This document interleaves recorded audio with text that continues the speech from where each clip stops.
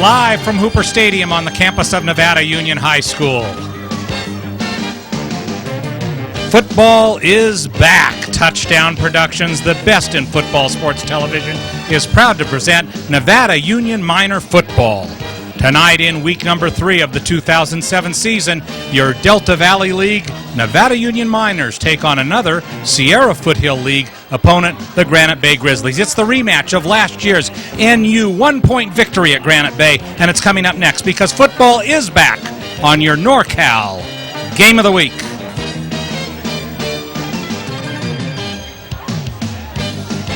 The Nevada Union Miners continue to enjoy the home cooking again this week and play another game in front of the faithful here at Hooper Stadium as they take on one of the premier football teams in the Sacramento area, the Grizzlies from Granite Bay. Good evening, football fans, wherever you are across our Foothill network of stations. I'm Jim Adams, our producer-director tonight.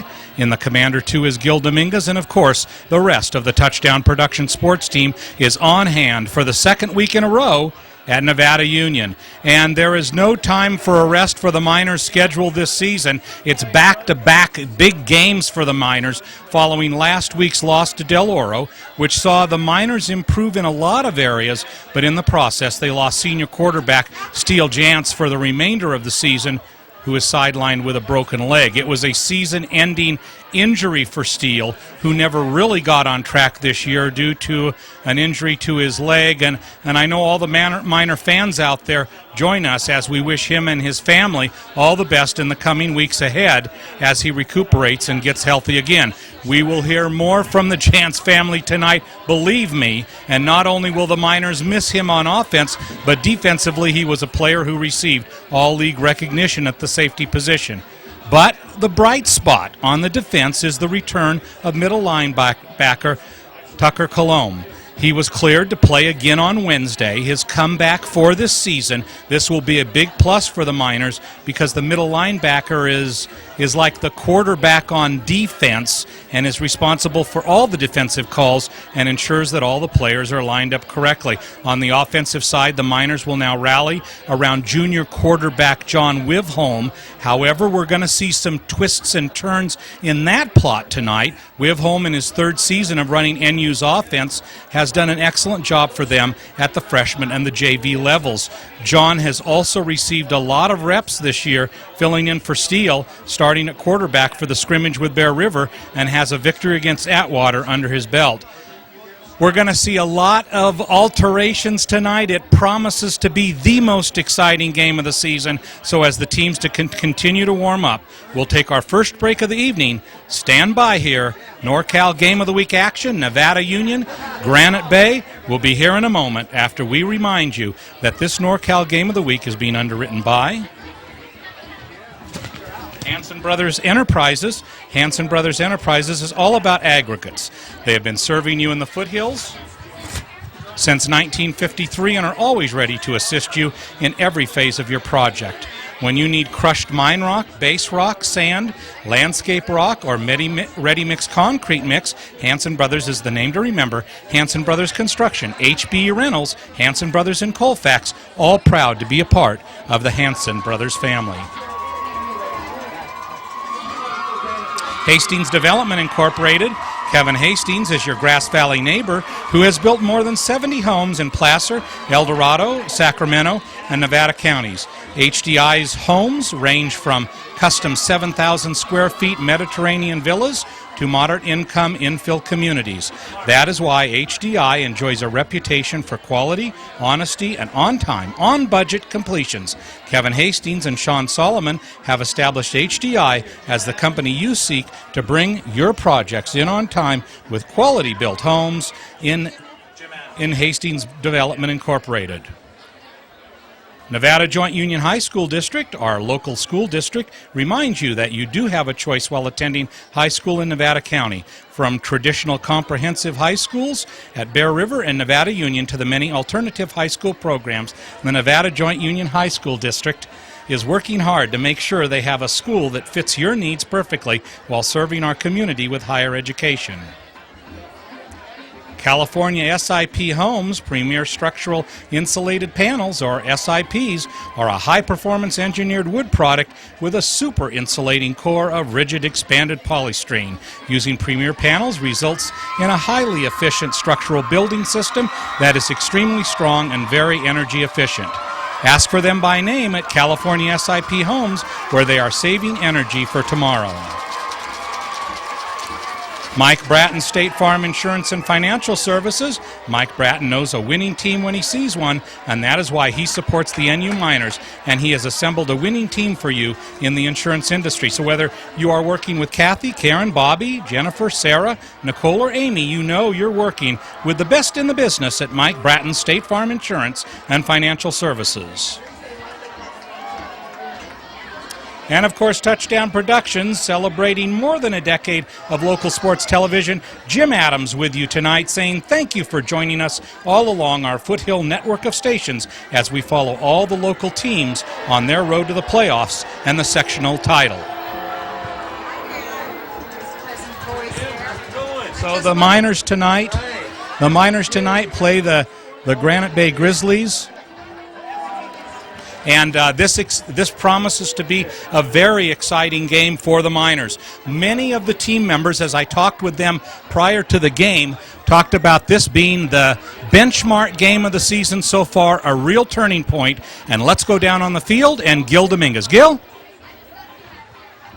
Down here waiting for the Miners to come out. As everybody knows, this is a televised game with Comcast Sports Network as well. And another person making their debut performance here in Hooper Stadium is Zuri Berry from the Union, our new sports writer. Zuri, welcome to Hooper Stadium and welcome to Nevada County.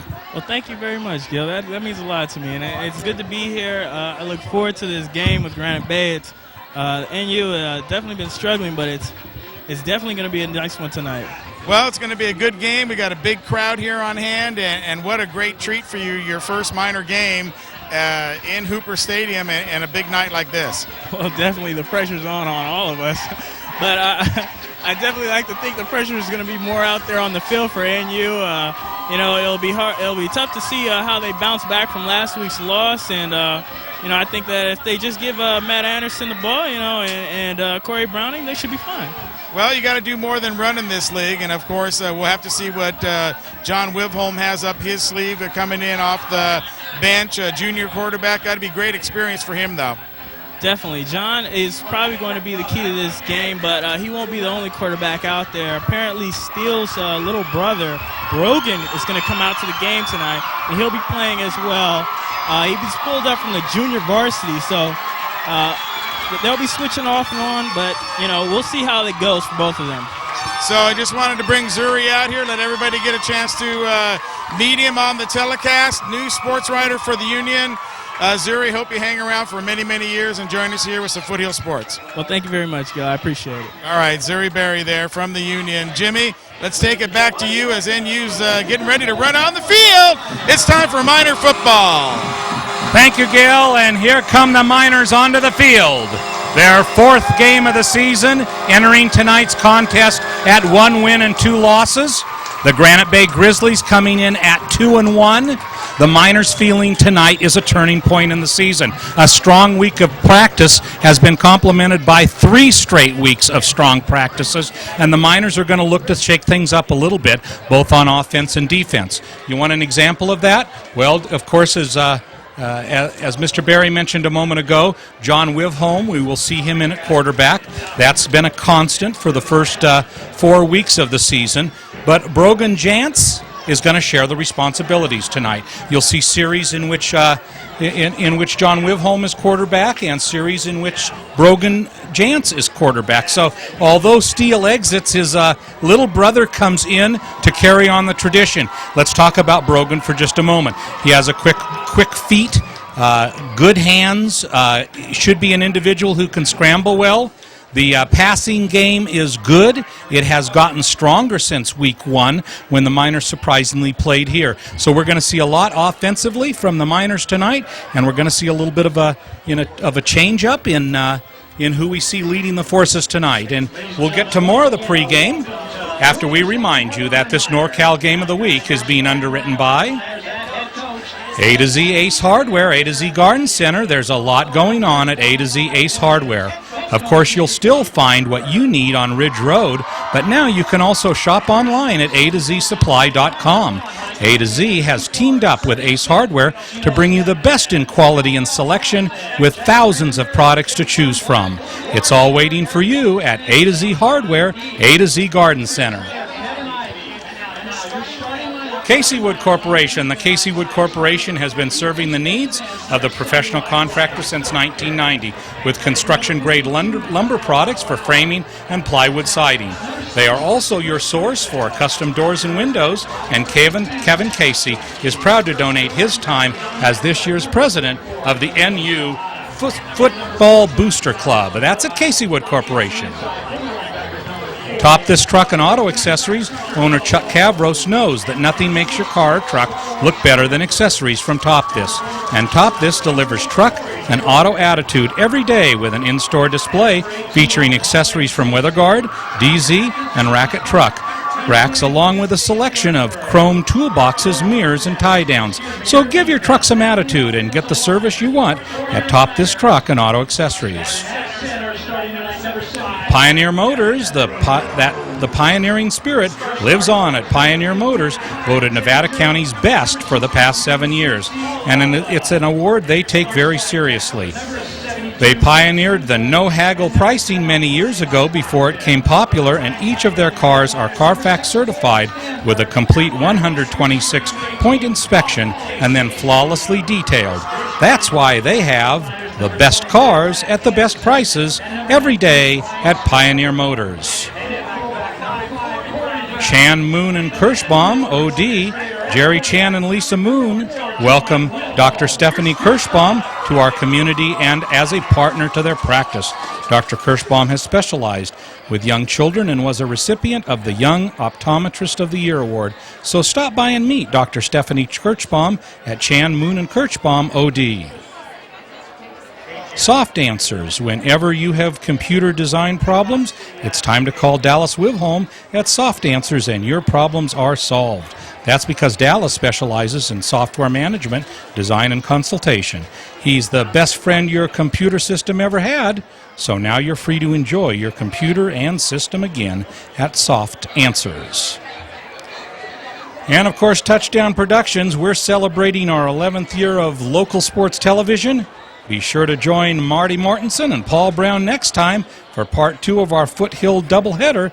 We'll see the Bear River Bruins versus the Marysville Indians exclusively on our Foothill network of stations as we get around all of Nevada and Placer County to bring you only the best in we'll call it Thursday and Friday sports television. This an unusual game on Thursday night instead of the usual Friday night. However, one of the advantages of it is that it's going to start right on time at 7:30.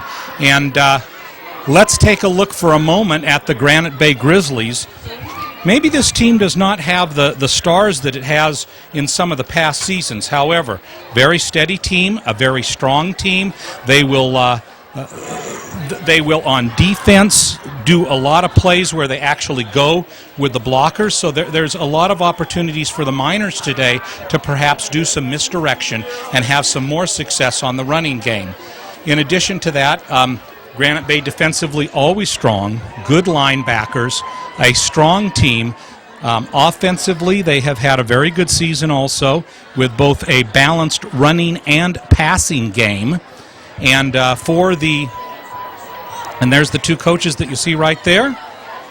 You see Dave on the right, and on the left there is Ernie, the Granite Bay coach, as they talk a little bit about it. Offensively for Granite Bay tonight, we're going to see Thomas Moss at quarterback, 410 all-purpose yards, leading this team, and then he has a couple of favorites who you're going to see a lot from. Brandon Mikalkowitz will be their main wide receiver, and then Ronnie Thomas, 227 yards on 36 carries, 32 points on the season, including 5 touchdowns. So I guess in between those 5 TDs, either he got a 2-point conversion. So we'll see a good balanced attack. And now let's talk a little bit about the Nevada Union Miners. We're going to discuss them offensively here for a moment. We talked about John Wilhelm and Brogan Jantz starting off. We're probably going to see a mix of 70-30 run-to-pass ratio. I would not be surprised if the Miners came out throwing tonight, trying to make a statement. They've become more and more comfortable at quarterback. John Wilhelm has improved with each week. Brogan will come in as a talented leader. And the Miners may very well ride the quarterback with the hot hand after things have settled here a little bit tonight, and the rotation of quarterback will change. In fact, the first sequence you will probably see John Wilhelm, and then in the second sequence, the second possession that the Miners have, you might very well see at that particular time Brogan Jantz. So the production will continue to improve. As far as the running game is concerned, Dave not quite satisfied with that yet, but we will talk a little bit more about the Miners offensively after we pause to remind you that this NorCal Game of the Week is being underwritten by SPD Markets. Now it's time to get in the football spirit with the ultimate tailgate zone at both locations of SPD. SPD is a longtime supporter of Miner football, and what better way to attend the games or watch the Miners on the Game of the Week than chips, dips, and sodas from SPD. SPD Markets, it's where your neighbors shop, where they are hometown proud. Placer Title Company, Larry Ingersoll, Sally Vigil, and Bear River manager Tracy Willis reminds you that you do have a choice over which title company you use when you purchase or refinance. And Placer Title specializes in customer service, and they love to support NU Miner football at the Placer Title Company. Statewide Homes, Sherry Homes is on Sutton Way, just up from Knight's Paint. There you'll find Scott and Sherry Murray along with Jerry and Pat Hanaway, along with 2 complete model homes on display, so you can experience the latest home designs from the Fleetwood line. Statewood Homes, answering the need for affordable homes in our community.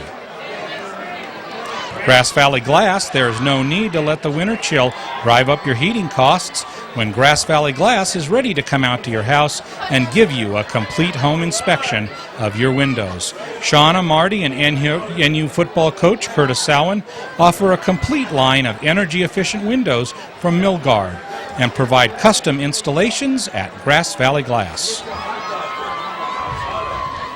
Francis Cinto and Graciano LLP. What does it mean to have an eye on your future? At Francis Cinto and Graciano, it means specializing in making your business grow, protecting your assets, and managing your finances for a secure future. That's because they're more than just CPAs and business consultants. They are professional business managers, stewards of your finances who really do have an eye for your future at Francis Cinto and Graciano. Plaza Tire and Auto Service. What does it take to be the best? Well, Miners know it takes hard work and commitment, and so does Plaza Tire. That's why they've been voted Nevada County's best for the past 7 years. Come experience what championship service really means at Plaza Tire and Auto Service. And Touchdown Productions, celebrating our 11th year of presenting the best in local sports television. I'm Jim Adams here tonight saying thank you for making us the #1 television station in the foothills across our Foothill network of stations. Well, we're not too far from kickoff tonight. And for the Miners, let's talk about them for just a moment. Many view this as a pivotal game. Mike Saturnino not starting tonight, a little bit of a neck problem, a stinger that he has received, hoping to be back next week. Spent some time with him before the contest, and he said that he expects tonight to kind of be a coming out party for this year's edition of the Nevada Union Miners.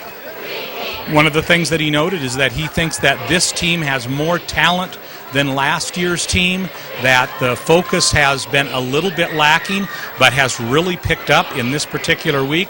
He looks for a lot from the Miners on defense, which has kind of been the strong part of their game through the first several weeks of the season, but also on offense tonight, a coming out party per se. The Miners, we will see some twists that will hopefully adapt better to the Granite Bay defense. We'll see the 2 quarterback rotation system. We'll see how long they go with that and how well that works out.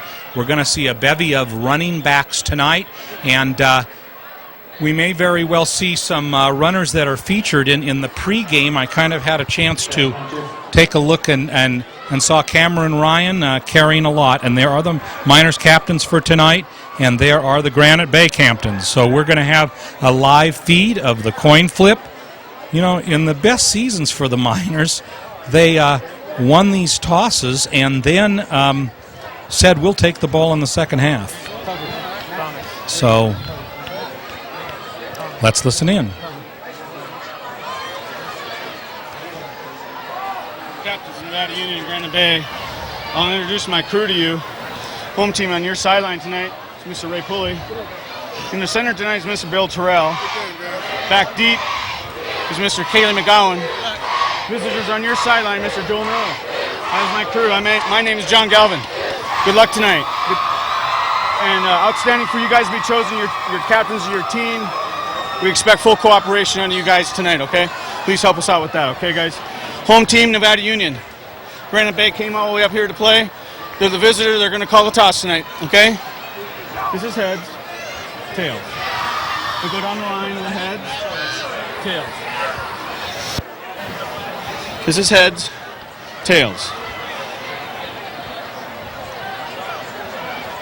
Okay. 15, what is your call? Tails. He's called tails. I'm not going to let it drop the ground, okay? He's called tails. And what is it, sir? Tails. It is tails. So visitor has won the toss. You get the choice. You get the receive, defer. Okay. Defer. You want to defer? Yes, sir. Okay. So Nevada Union will start off the game with the ball. Granite Bay winning the toss, choosing to defer until the second half. Take a look at your screen there, number 48, Tucker Colomb. His first game back for the Miners, and there he is as a captain out there. So we'll expect to see a lot of him in his first game back. I've got to tell you that he's very excited to be able to join the Miners back out on the field tonight and be an active player, and good to get him. We talked a little bit about Mike Saturnino. In talking with Mike, probably better to lose him here early on than later on in the season. Took a hit in a Monday practice and then a hit in a Thursday practice, and then in last week's Friday game took another big hit, and the culmination of those injuries were the stinger that he got, some pain that ran almost from the base of his skull down his back, and hardly able to move his head this week.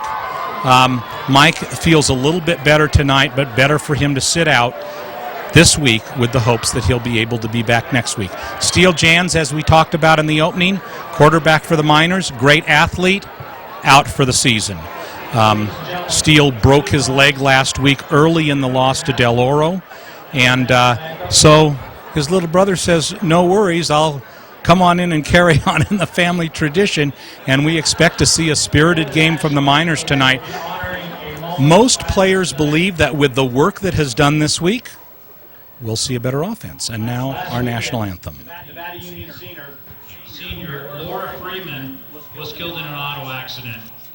We would like to take this opportunity to dedicate this game to Laura.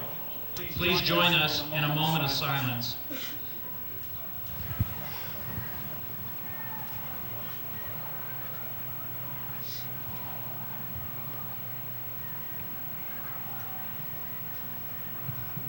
Thank you. And now sing our national anthem.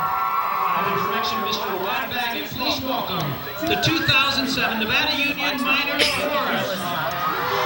The Miners Chorus with our national anthem. You don't need to sing loud. Dude, belt it.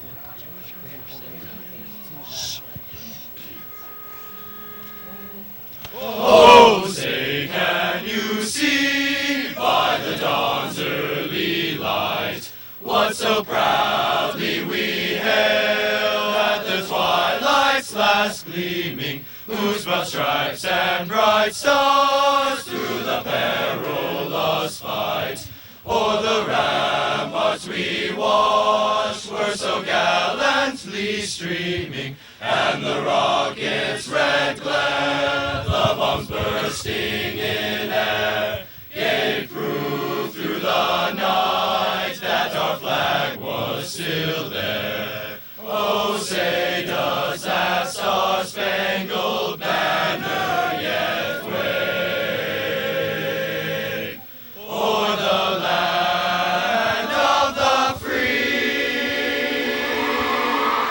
and the home of the brave.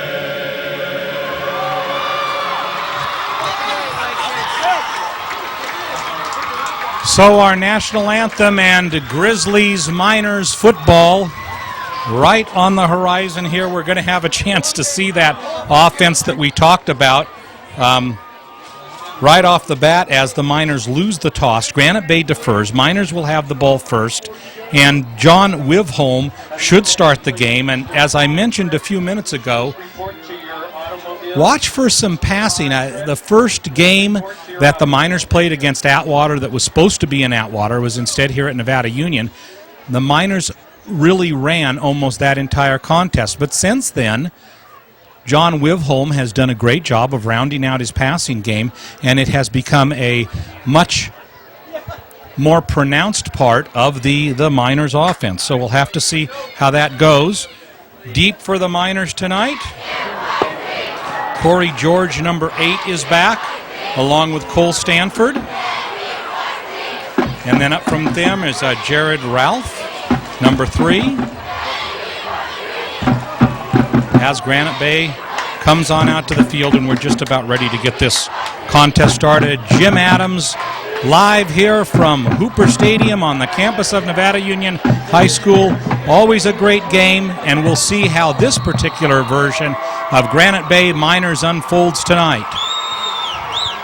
Granite Bay looking for their 3rd win of the season, and kicking off for them is Cameron Brown, number 17.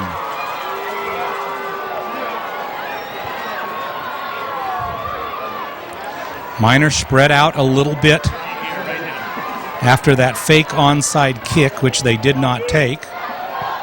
And it's a bloop kick over into the right where nobody is, but the Miners come up and take it up the sideline. Good gain, almost to the 40-yard line for Nevada Union. So they will start out there. Nice pickup by Matt Anderson, and he takes it up to the 34-yard line, where the Miners will set up shop here on their first sequence with, as we said, John Wivholm in at quarterback.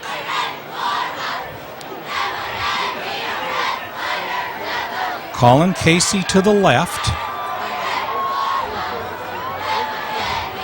Man in motion, fakes the handoff, looks over to the left, almost intercepted and incomplete. Intended receiver was Cole Stanford, and that will bring up a 2nd down and 10. Didn't quite get it over the defender's hands. It tipped his fingers, and that made it very difficult for Cole Casey to come up with it. That'll be a 2nd and 10 for the Miners.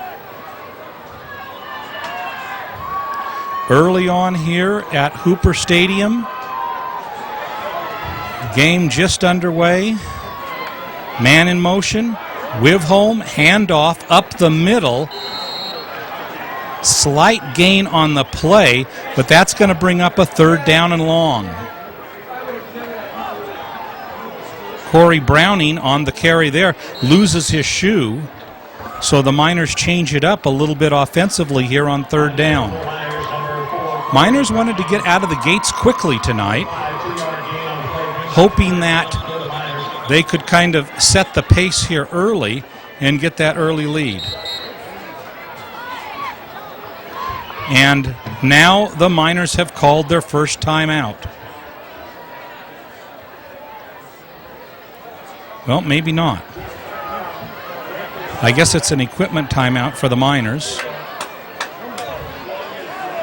Corey Browning back into the game.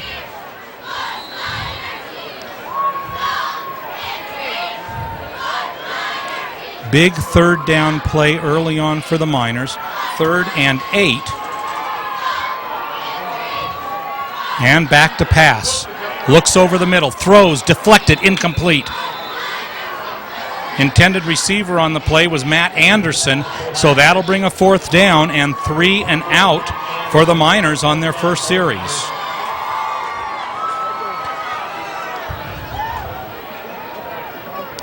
Deep for Granite Bay. Here on the return is Peyton Thompson. We'll see a lot from him in the passing game. He is one of the main receivers tonight. And here's a nice kick. Thompson goes over and takes it at his own 30. Cuts back to the 35. Runs into a number of Miners players, led on the tackle by number 72, Nick Souza.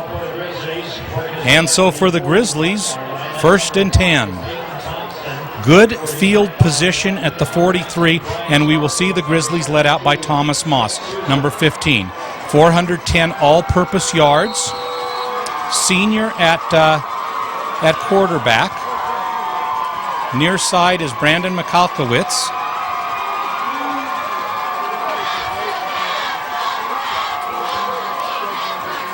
Man in motion, back to pass. Here it is to Mikalkowicz. Gets a block, takes it on up the field, past midfield, and then run out of bounds. And it looks like it should be close to a 1st down, a little bit short. It'll be 2nd down and 1. So the screen on the first play for the Grizzlies gains them 9 yards. We'll call it 9, probably about 2nd and 2 feet. And that'll bring up a 2nd and 10. Mikalkowicz, 12 receptions for 247 yards on the season, adds a little bit to his totals there. Handoff, sweep to the right side. Miners try to penetrate, can't do it, and now breaks into the secondary where he's finally hit and taken down. Ronnie Thomas for the Grizzlies, but there is a penalty flag on the play. No, there is not. I'm sorry. So that'll bring up a 1st and 10. Ronnie Thomas on the season, 36 carries for 227 yards. Also the leading scorer for this Grizzlies team. So there was a call, and it was against the Miners, a 5-yard face mask penalty. Takes the ball inside the 30 to the 27-yard line.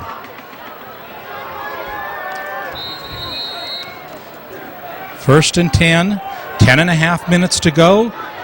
Early moments of the first quarter here from Hooper Stadium. Moss, handoff, right side, big hole. And a tackle there for the Miners by Camille Shahada.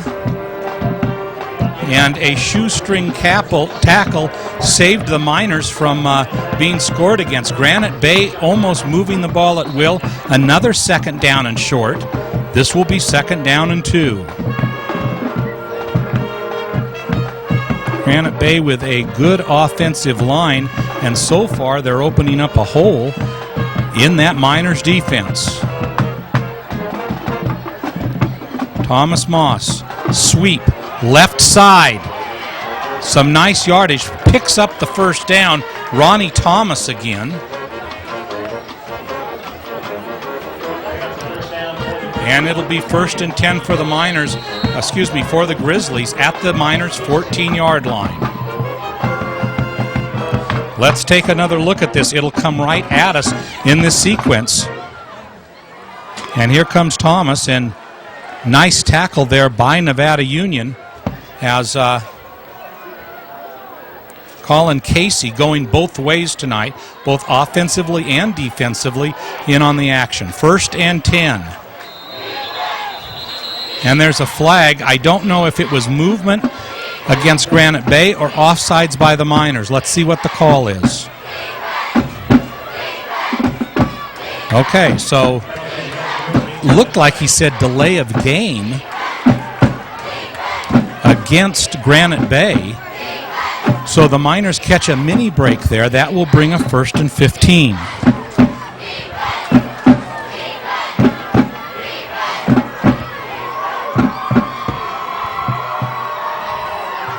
Moss under center. Handoff up the middle. few yards there for Granite Bay. Picks up about 5 on the play.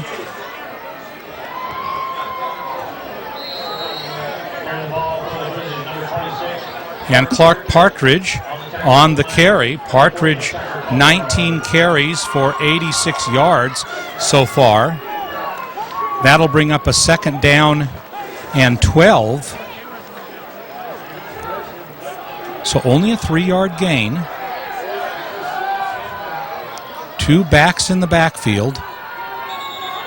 And some movement by Granite Bay, and that'll probably take them back 5 yards.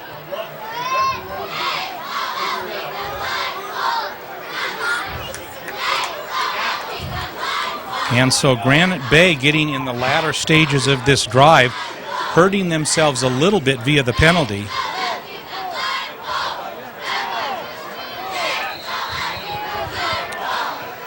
And with 8:33 to go, that'll make it a 2nd and 17. Miners with their chance now defensively. Moss may be forced to pass, but instead it's a handoff and doesn't get too many yards on the right side. Ronnie Thomas on the gain, a number of Miners in on the tackle. Small gain on the play on the carry for the Grizzlies. Number 20, Ronnie Thomas. And brings up 3rd down. On the tackle there was Brian Stockton. So a big play here for the Granite Bay Grizzlies. 3rd and 17.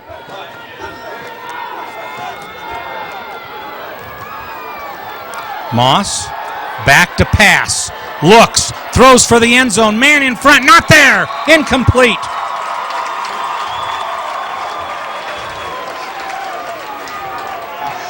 So the Miners teeter but hold defensively. And Granite Bay will line up for what looks like will be a field goal. The holder, Brandon Michalkowicz. And the kicker, Cameron Brown.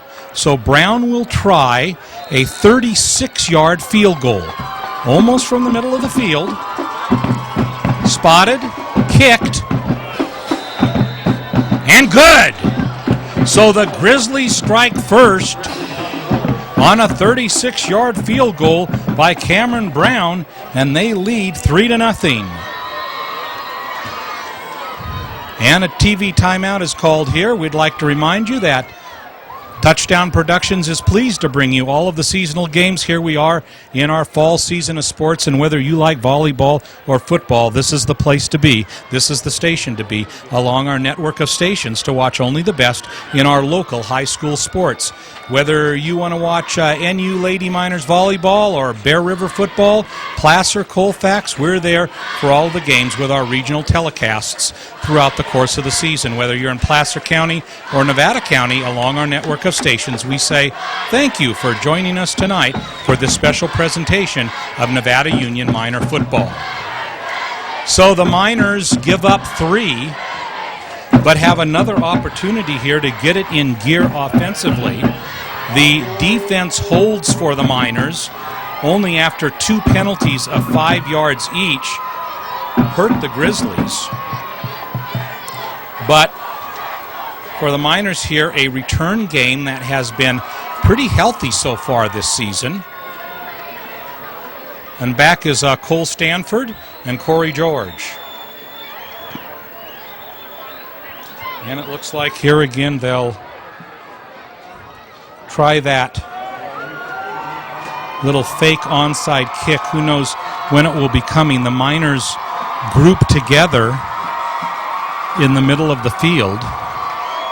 And you can see it right there on your far left. The Miners aren't nearly as separated as they usually would be, and that's because you can see the Grizzlies all bunched up there. But again, waiting for the resumption of play. Short is Jared Ralph for the Miners.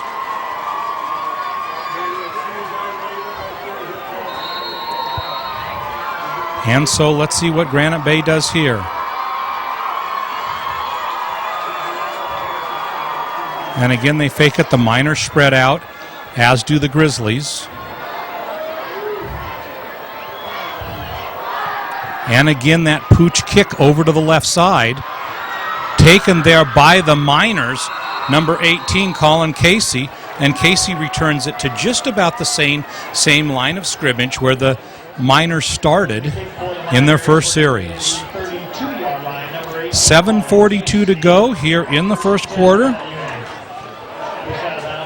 Granite Bay 3. Better change your graphic there, Gil. Granite Bay 3, Nevada Union nothing.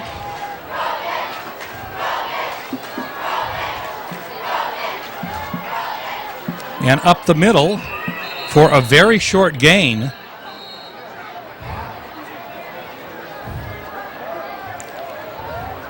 For the Miners, and Brogan Jantz in for this series. You'll see him leading the team. Number 11 coming in with the jersey number of brother Steele Jantz. And so it will be 2nd and 10. Miners looked like they moved early, and they did. So a 2nd and 9 will become a 2nd and 14.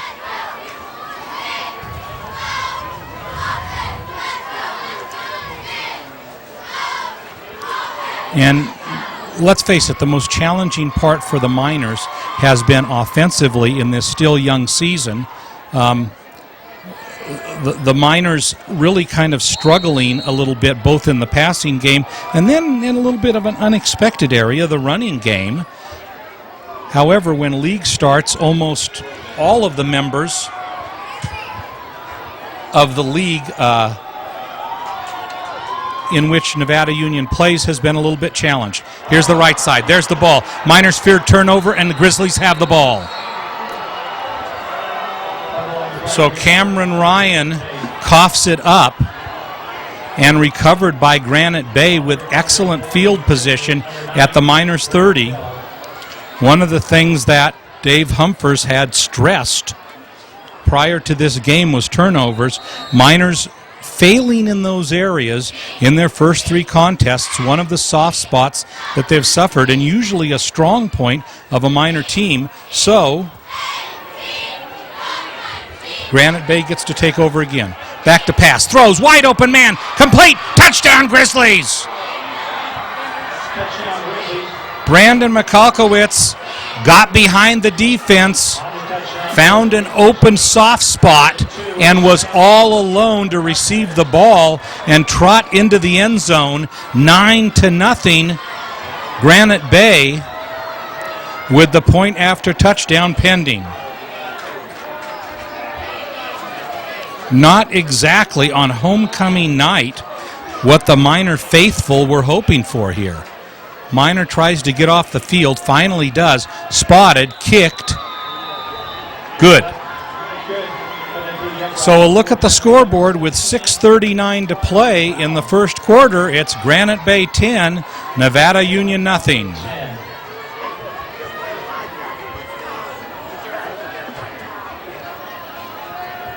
For the Miners, still trying to get a beat offensively, not having been able to get a first down yet. 1 turnover on their second drive, 3 and out on the first drive. So, in talking to Dave Humphers before the game, one of the things that he said was, we need to get it together before league starts, and that's what all of these contests are for.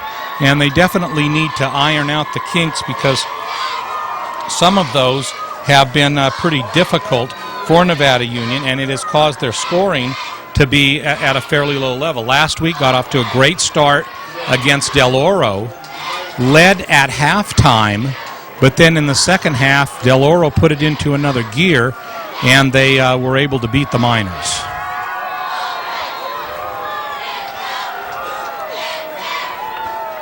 Again, Cameron Brown kicking off. I would doubt that they would kick it short with a 10-0 lead and with a defense that, and there it is short. And it is going to be recovered by the Grizzlies, I believe. Let's see.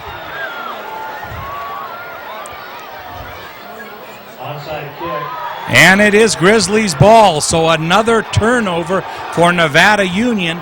That makes 2 in the first quarter. And Granite Bay comes up with the ball. Let's see if we can see that again on replay. And just when the Miners were hoping to have another shot offensively, the defense again has to stay out on the field.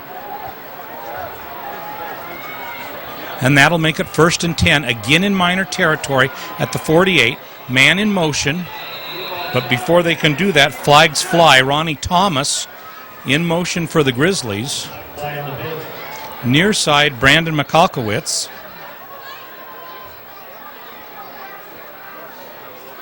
Offsides, Miners. And let's take a look at this onside kick. Comes right off the shin of a Miner. And then it's right in the middle of the scrum.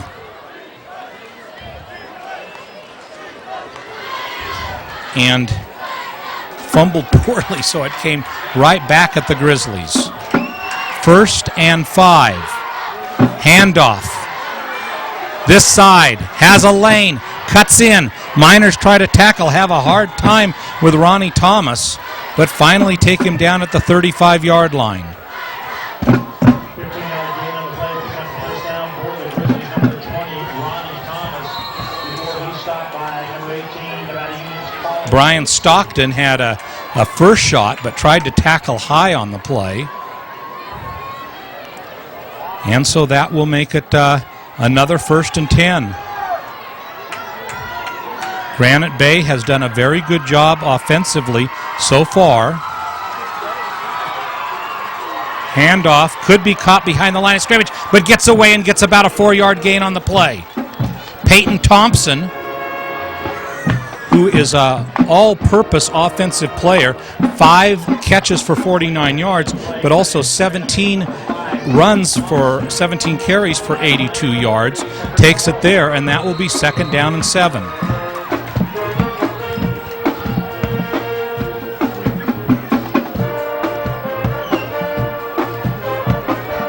5.5 minutes to go. First quarter, Miners not only down 10-0, but Grizzlies with the ball on the 33. Back to pass, but whistles blow first. And I believe this will be a motion penalty against the Grizzlies. Dead ball foul, and it is motion. So that'll take it from a 2nd and 7 to a 2nd and 12.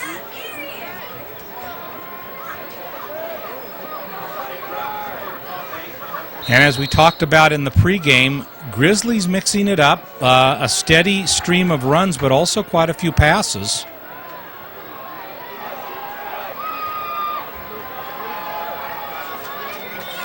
Looks like it could be an option, but instead he tries to take it himself. And a tremendous tackle there for the Miners by Cole Stanford.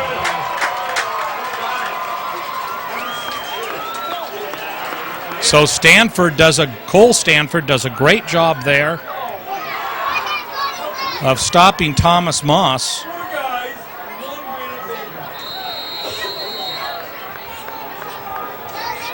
So that'll make it a 3rd down and 9. Big defensive play for Nevada Union. The Grizzlies out of field goal range.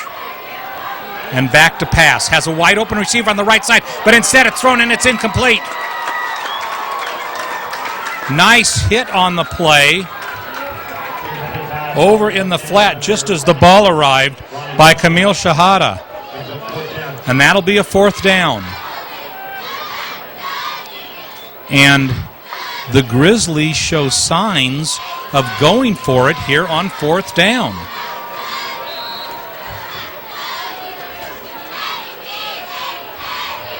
And they will. Far side, Brian Mikowski. Near side, Peyton Thompson. Fakes the handoff, being chased, grab, and down he goes! Cole Stanford tracked Moss down and tackled him for about an 8-yard loss.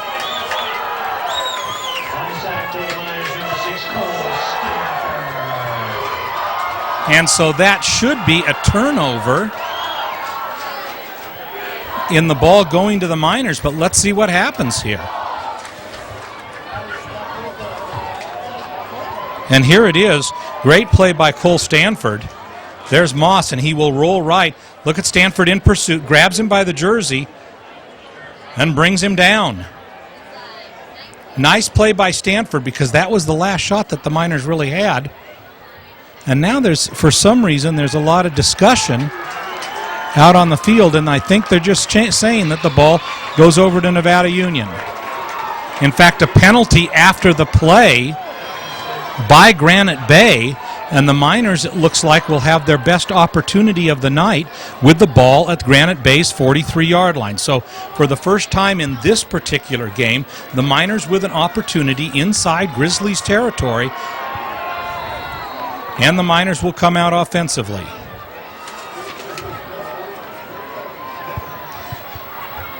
Sequence here for John Wivholm. Excellent opportunities for the Miners.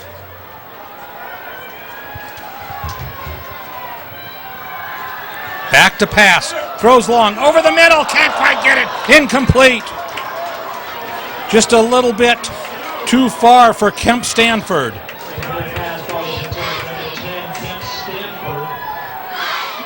And had John thrown that just a foot or two shorter, that probably would have been 6 points for Nevada Union. But instead, 2nd and 10. Miners trying at this point both to establish a running and a passing game, having trouble in both areas so far, but this will be Corey Browning, and Browning does not get much. Maybe 2 yards. And that will bring up 3rd down and long for Nevada Union.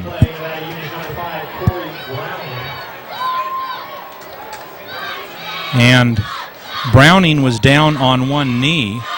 Brian Stockton comes into the game with Nick Souza coming out. Oh, Souza stays in. And Devin Rowe comes out. So here's a big 3rd down play for the Miners. A handoff. Good gain up the middle. Some good forward progress. Will take it inside the 40 to, it looks like, about the 38. But that will bring up a 4th down and 5. So the Miners, looking for a little magic here early, will go for it. Colin Casey comes in. Kemp Stanford also in for the Miners. And Stanford will come near side. There's an option. Opportunity. Close to a 1st down. It all depends on where they spot it.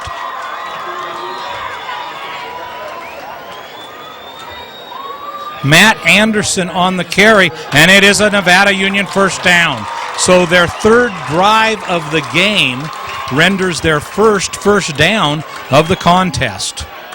Miners in business, only trailing by 10 to nothing at the 34-yard line of Granite Bay.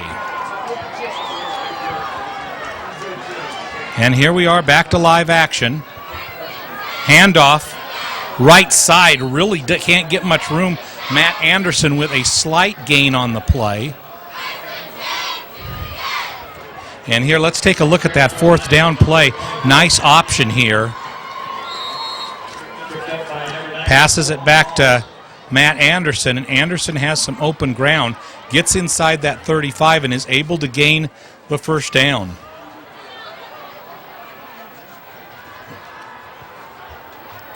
But it'll bring up a 2nd down and 10. Really no gain on the play.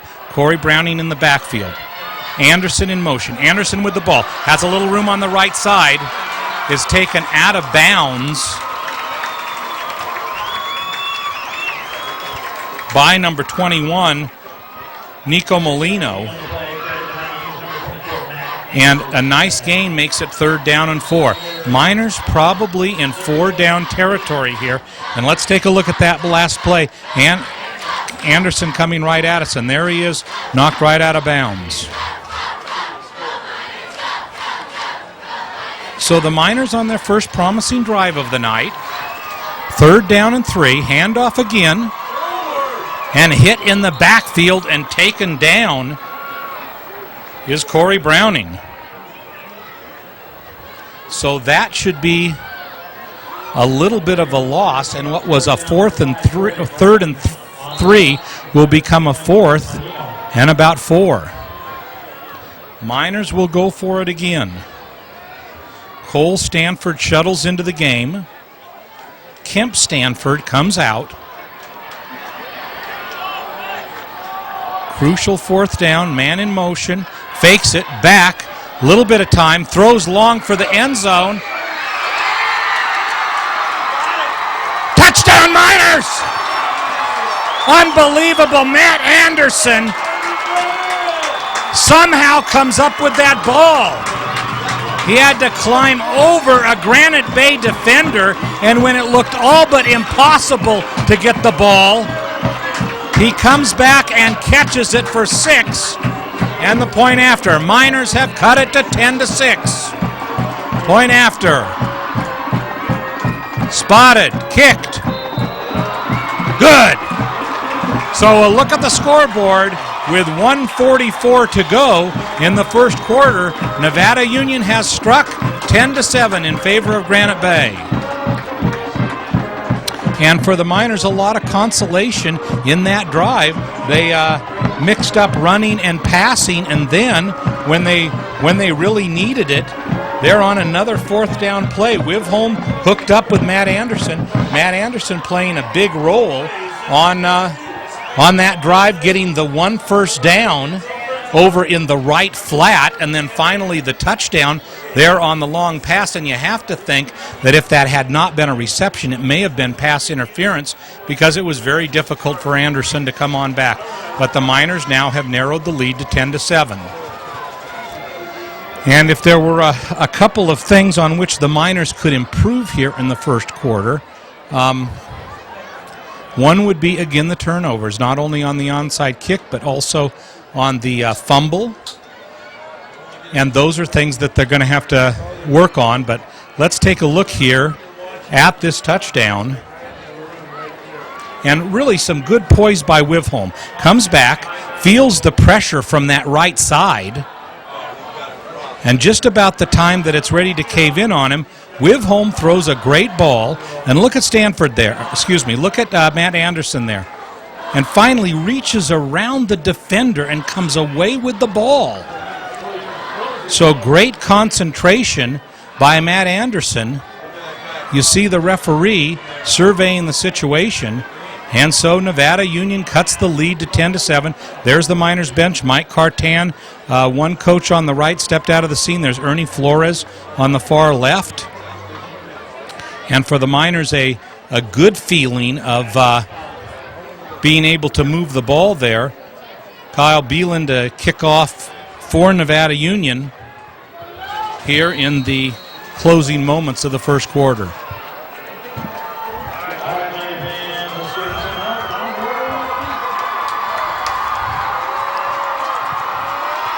Kick is high, will be taken at about the 12.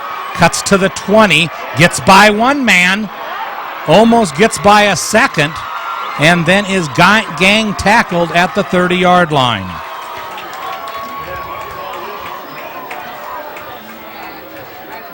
Peyton Thompson with the return for Granite Bay, and that will make a 1st and 10 for the Grizzlies. And you would have to think that the Grizzlies would like to move the ball on this particular possession, leading 10-7 after leading 10-0. And Thomas Moss brings his Grizzlies over the line of scrimmage. Second man through, almost stopped at the line of scrimmage. Miners trying to tackle the ball. Gets to about the 35-yard line before a number of Miners come in on the play, led by number 10, Kemp Stanford. So that'll make it a 2nd and 6.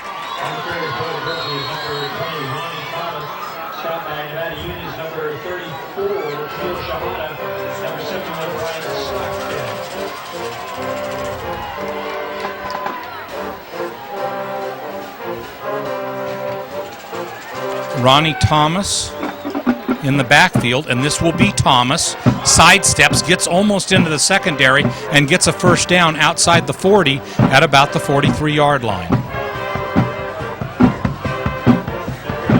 So the 44-yard line and a 1st and 10. Another first down for the Grizzlies. They have shown a knack for being able to move the ball well here in the first quarter. A big offensive line for the Grizzlies has done an excellent job so far of moving the Miners' defense. One backfield. In motion is Peyton Thomas, and he will take the ball. Thompson goes around the right side, stutter steps, gets a few yards, and is finally thrown out of bounds after about a 7-yard gain.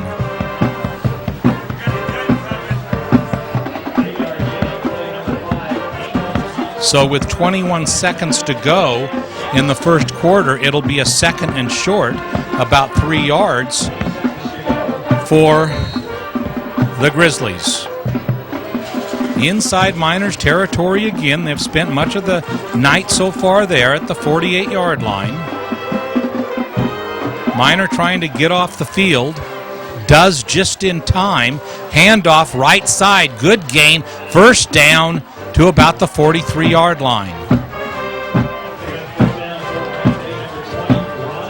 And Ronnie Thomas again on the carry.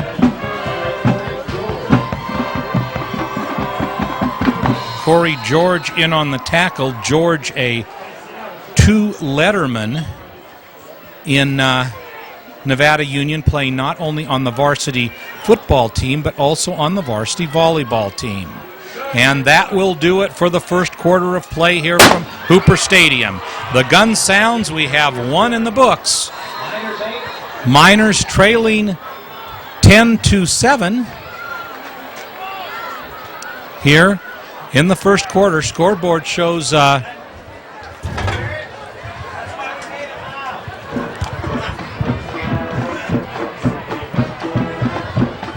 scoreboard shows 10-8, but it's actually 10-7. And for the Miners, I guess a little bit of good and a little bit of bad.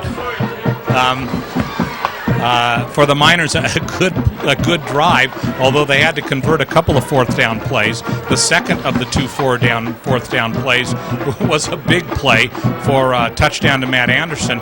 But for Granite Bay, they have to feel very good about this first quarter. They have moved the ball well. They racked up a good number of first downs. They have been efficient both on the ground and in the air. And so it has been a well-balanced night for them so far. We noted that we expected them to pass about 50% of the time, and they have fulfilled that promise. That's just about what they've gone with, although lately they've gone a little bit more with the running game because the Miners have had a little bit of trouble in filling those holes. Miners with 2 good stops, one on a 4th down, and then another one in which they had to kick to the Miners. So for Nevada Union going into the second quarter, they will be on defense again. They spent a lot of the first quarter on defense. And the one thing they don't want to do is have that defense wear down. And it will be a 1st and 10 in Miners territory at the 42-yard line to start off this second quarter.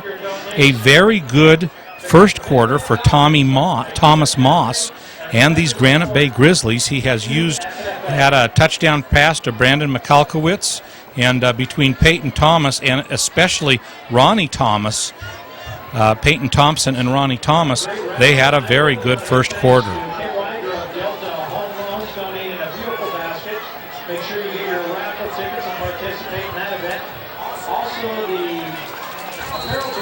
And we're ready to go. So 1st and 10. Single back. Handoff. Nice gain again. Cuts back, still on his feet. Peyton Thompson. And Thompson takes the ball for another first down. So Granite Bay moving the ball very well here to start the second quarter.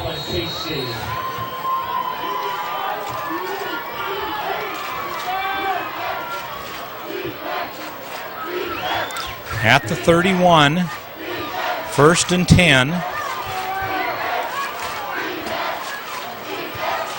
Moss with two backs in the backfield, and this time gives it to the second one through, and he is tackled for a loss. Looks like it was Ronnie Thomas. And that'll be a 1-yard gain, 2nd and 9.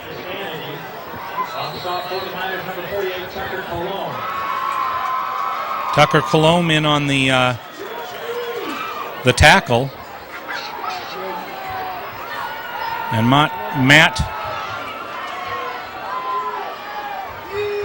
Shockey in for the, and here goes the pass, and it's incomplete. A great hit back there by Cole Stanford, and that'll make a 3rd and long. Moss was definitely rushed on that pass, and let's take a look at it here. Moss felt him coming. Here comes Stanford. At the last minute sees him there and throws the ball as Stanford takes him down. So a big 3rd down play for the Grizzlies, 3rd and 9. Thompson again in motion, back to pass, throws long. Could be intercepted, but instead batted away and incomplete. Nice play by Corey George as Corey bats it away, and that'll bring up a 4th down and long. Moss over on the sidelines, checking out what the Grizzlies want to do in this situation. 4th and long. Out of field goal range, but yet at the 31, willing to give it a shot for a first down.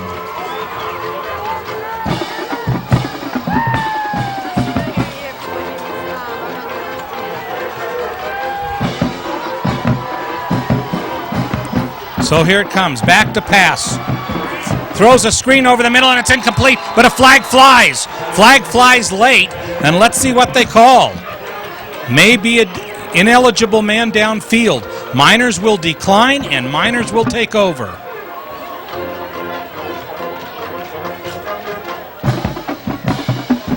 So for the Miners, another good bend but not break sequence in which the defense holds Granite Bay, and the Miners get to take over the ball.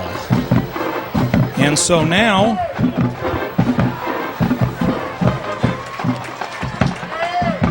it's Brogan Jantz's turn to see what he can do in moving the Miners. Only down by 3, 10-7.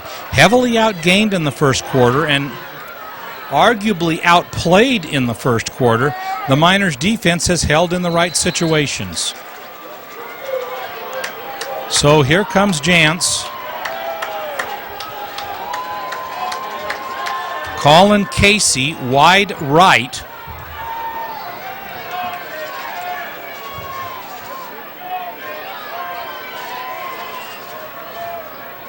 Handoff, left side, nice hole, breaks into the secondary. Close to a first down for the Miners. Brian Scarborough.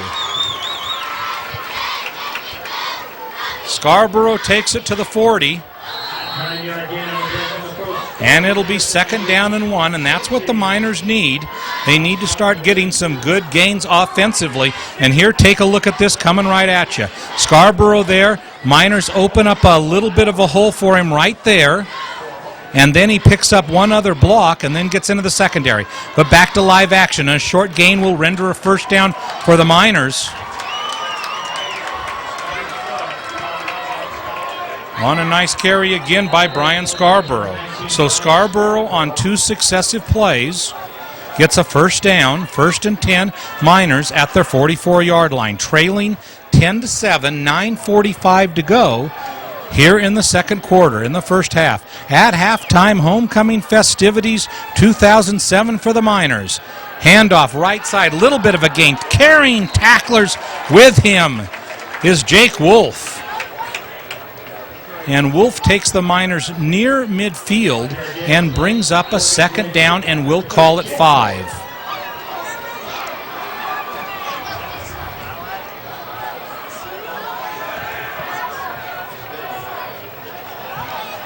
Miners with a shakeup in their offensive line tonight, with a little bit of a different crew trying to find the right combination. And here's a carry on the left side for a first down for the Miners again. And Brian Scarborough getting a lot of action in this series, carrying 3 of the last 4 plays. And I think they're saying they want to measure it, but there's not really much use. According to the flags, it's a first down, and it is. So the Miners with a fast tempo offense, noted before the game that with this fast tempo offense, it was going to be slowed down a little with some of the TV timeouts tonight. Handoff, second man through, and Matt Anderson is hit for a loss. So Anderson is upended for about a 2-yard loss, and a great play defensively. Take a look at the penetration here. All Grizzlies, and a nice play by number 31, Ryan Loader. 2nd and 12. Man in motion is Anderson. Back to pass, throws, incomplete. Overthrows his receiver, looking again for Brian Scarborough, becoming a consistent target here in the second quarter, and that'll bring up a third down.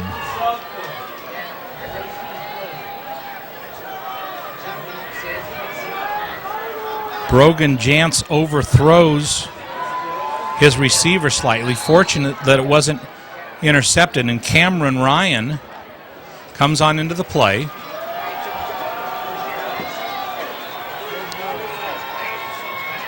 In motion is Anderson. And here comes Ryan. Needs to get a block. Gets it upfield. First down, Nevada Union. Takes it to the 28-yard line. And Cameron Ryan, the fastest member on the Nevada Union team at over 6 feet and 215. Take a look. There it comes to him.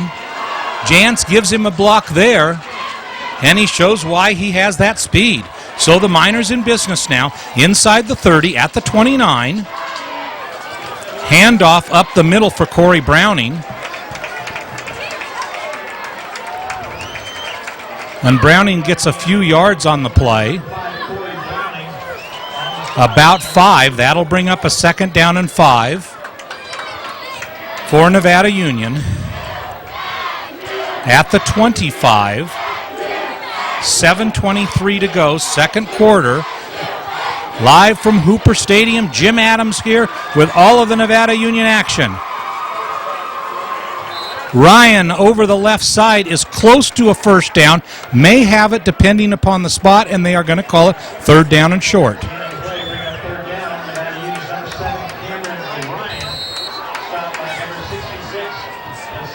A lot of the offense expected to go through Ryan tonight. Jantz comes back in, orchestrating an excellent drive for the Miners here.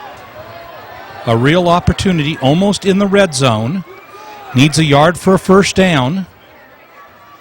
Handoff, they get that yard and a little bit more. Browning takes it inside the 15 and close to the 10. So the Miners will have it 1st and 10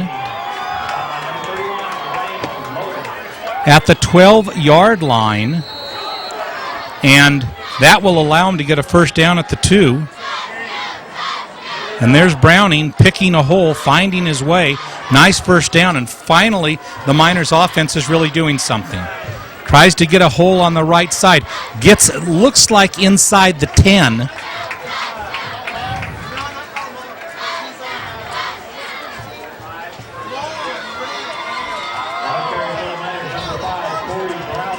And so Browning carries again, takes it for a gain of about 3.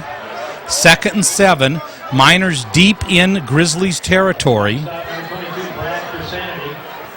And a great opportunity for them to tie the game. They've done almost all of the damage on the ground. Browning the single back behind Jantz.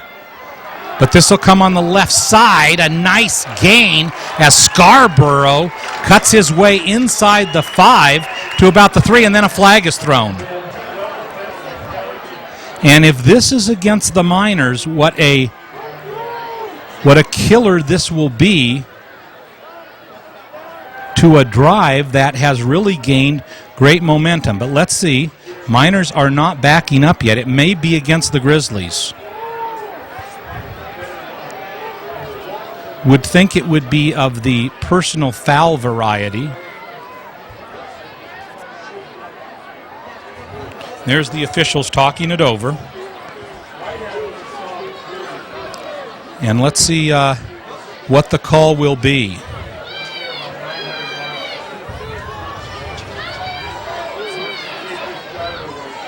Probably a dead ball foul. And dead ball foul. And it looks like it will be offsetting penalties against both teams. So results really in nothing. Since it's a dead ball foul, that should be 3rd down. And the ball should remain right where it is. But no, they'll bring it back to where it was. And they'll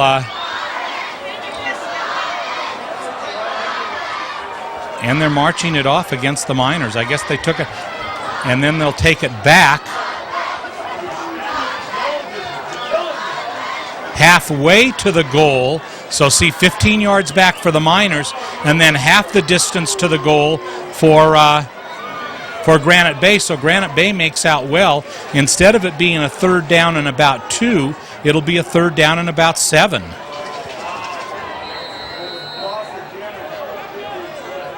Five and a half minutes remaining in the second quarter.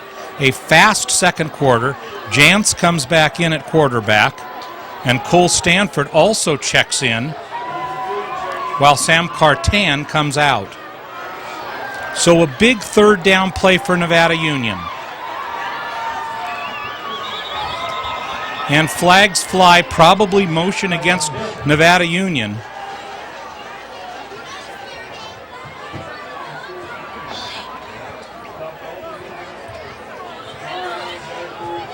And the Miners taken back 5 yards, where it will be now a 3rd down and 12.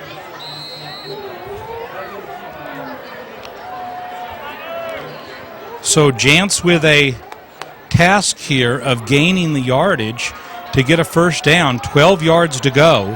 Has Anderson near side. Anderson in motion, but back to pass and throws it out there. And it's complete. It's complete and close to a 1st down. A beautiful play over there. And I believe Brian Scarborough came up with the ball. Let's take a look. And there it is, Scarborough out there. Difficult ball, is going to have to go up for it and stay in bounds. No, it isn't Scarborough. It's Corey George. So Cole Stanford. Cole Stanford with a great catch there. And it's going to be 4th down and 1, and Nevada Union takes a timeout. So a huge play for Nevada Union. Dave Humphers gambling for it all here with 4:42 to go in the first half. Miners trailing by 3 in a game that many of the players called the possible turning point of the season. After 4 weeks of hard work, the passing game has matured and the running game also has improved, and the Miners expected a lot. Early on, it was almost all Grizzlies, and now in the second quarter, it has become the Miners' quarter to own. With a 4th and probably a foot at about the 2-yard line. So the Miners can get a 1st down if they can get another foot. just outside the 3. Miners have to get inside the 3. If they get to the 2.5 yard line, they have a first down. So 4th down and less than 1, about a foot. Humphers out there with his offense.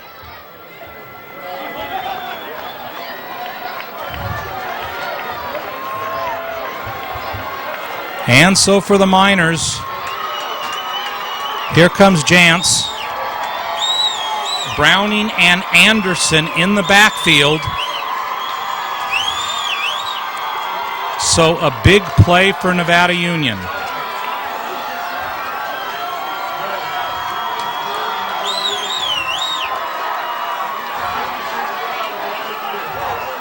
And let's see if maybe the Miners do a fake here. They seem a little bit disorganized. And a single back in the backfield now. And Jantz calls timeout. They tried to draw Granite Bay off sides. Incapable of doing that. We will see what they do now. So what will Humphers go with now?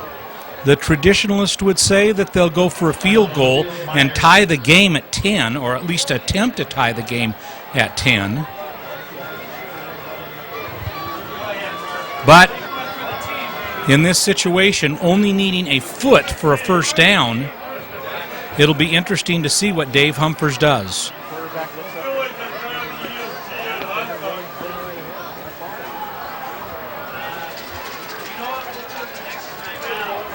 Looking tonight for probably more conservative play calling, Dave Humphers noted that a lot of what you would call his innovative plays you'll probably see once the regular season begins.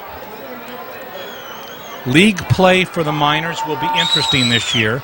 Almost every team, Elk Grove coming up short, Franklin coming up short. So pretty tough for the Miners.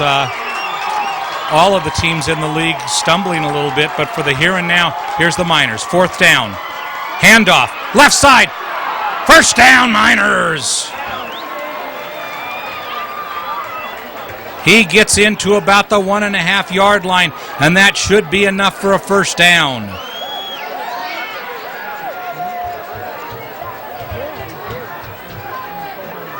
Looking it over, and they're going to measure. It looked like, let's see if we can maybe get a look at where the ball is from the sidelines. From the side camera.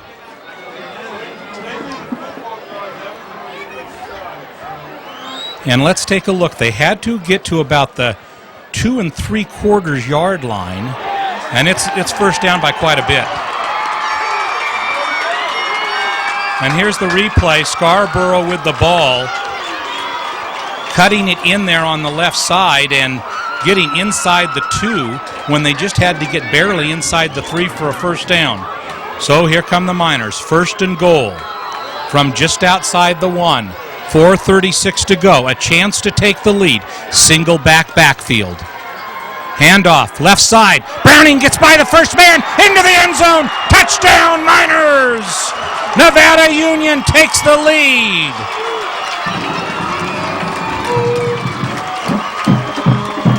So 13-10 pending the extra point.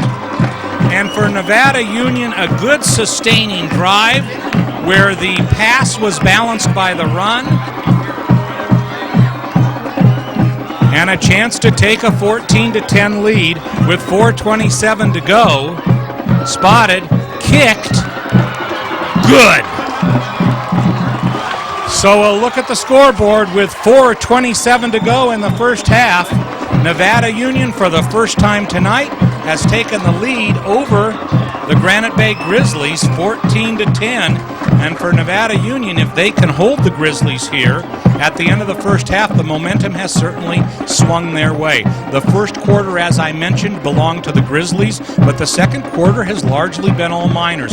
The defense looked a little bit tired after spending most of the time on the field in the first 12 minutes, but in the second 12 minutes, a long sustaining drive by Nevada Union culminated in a score that has now made it 14-10.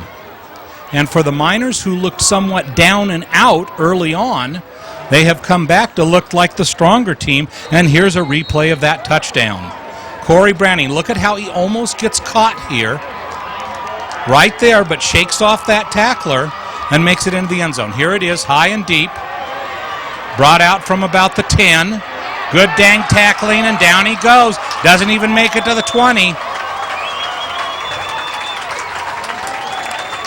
And here's that replay again. Corey Browning cutting around that left side. And once he got by that first man, he was in. So Peyton Thompson with a return. And now for the Miners, a big defensive sequence.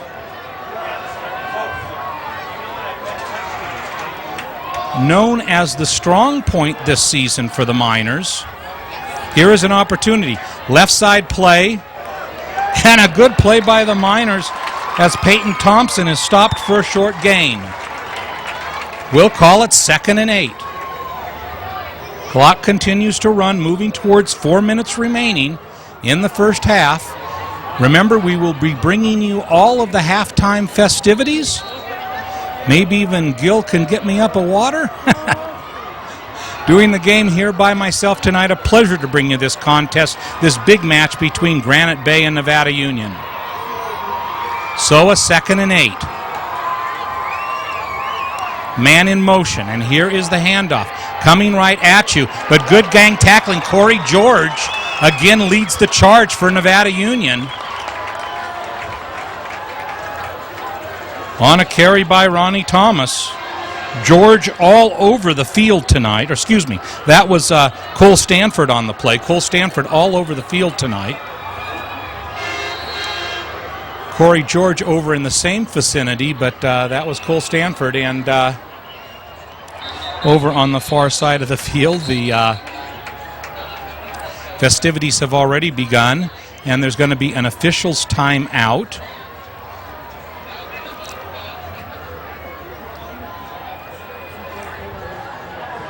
And there they are chatting over on the right-hand side in the upper part of your screen. Good officiating crew tonight. They've done a fine job of not throwing too many flags, letting the players play.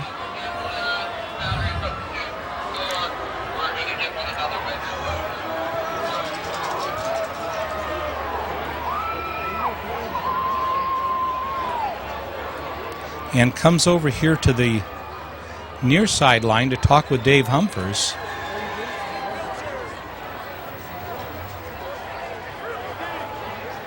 And Humphers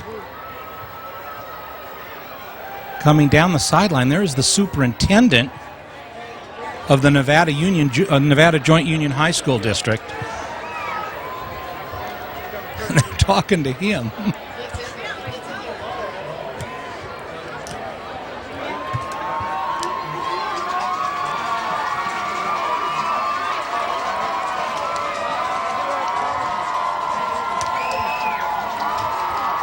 So let's see what we've got here. And the coach for Granite Bay seems pretty angry with the officials, but when all is said and done, it'll be a 3rd down and 4.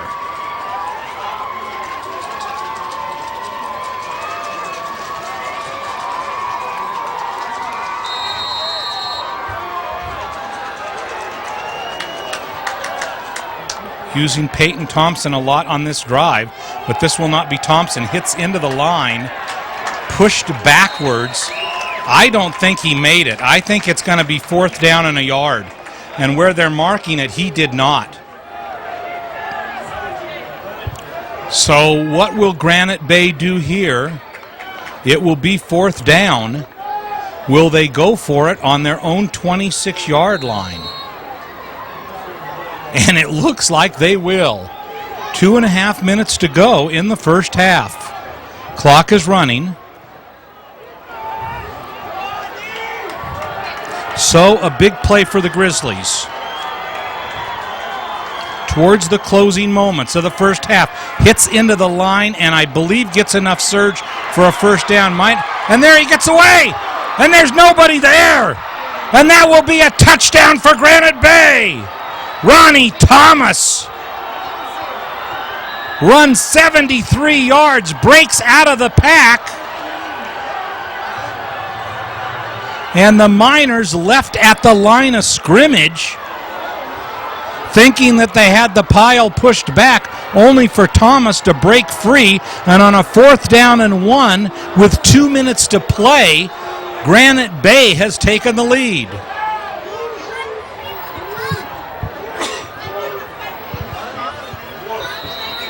So a stunner at Hooper Stadium,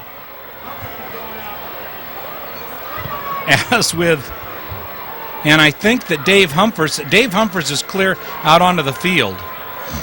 And maybe, Gil, we can get another look at that on the replay.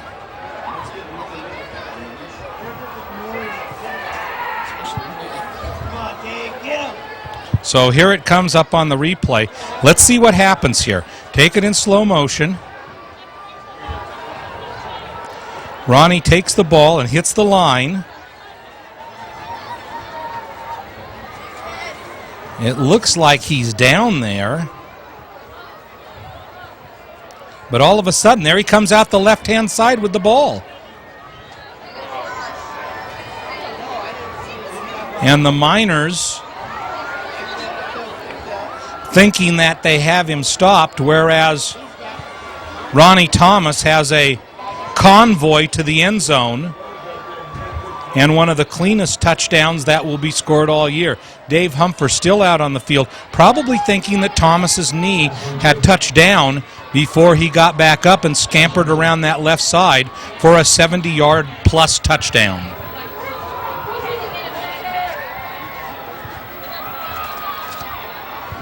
So now the point after, spotted, kicked, good. So a look at the scoreboard with 2 minutes remaining. Miners now trailed by 3, 17-14. Granite Bay will get the ball to start the second half, having deferred on the coin toss, and pretty closely contested game. First quarter probably belonged pretty well to the Grizzlies, but second quarter to the Miners, and although it did not look like they had held for a stop there, take a look as he goes into the line and then will emerge and take a look from the backside. There he is, right over there on the far left-hand side, number 20.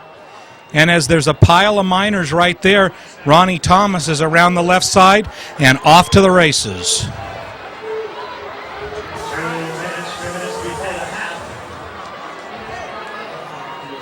And there he is. So a little bit of stunning luck for Granite Bay by an opportunistic offense. They're on 4th down. So a 70-plus yard play on 4th down, and the Miners ready to take the kickoff.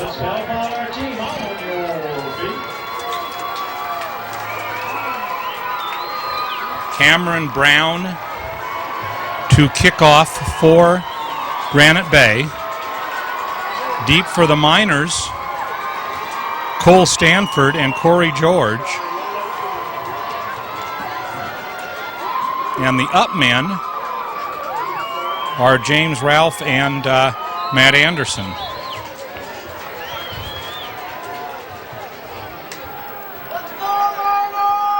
An onside kick the last time they kicked off resulted in another possession for Granite Bay. And a lot of them have gone over on just a vacant spot on the right side of the Nevada Union receiving area. And again, there's that one, and it goes out of bounds.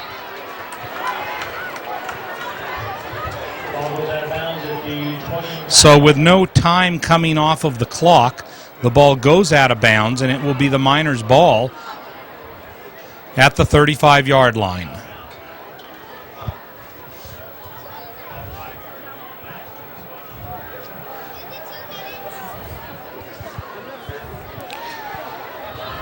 The Miners had said early on that it would really depend upon who played well in the early going, who would come back at quarterback, and both of the quarterbacks have done a very good job in the first half.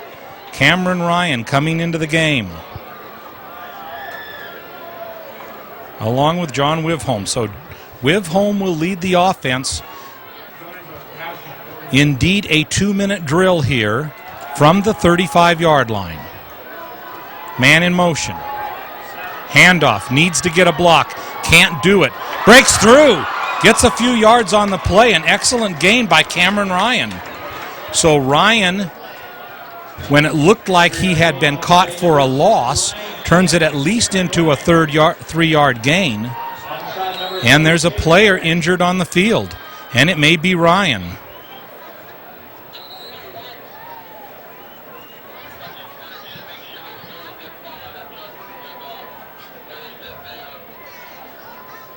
Doc Curtis out there overseeing, and let's see if we can maybe just lost his wind. Here he comes over here. Hard hit.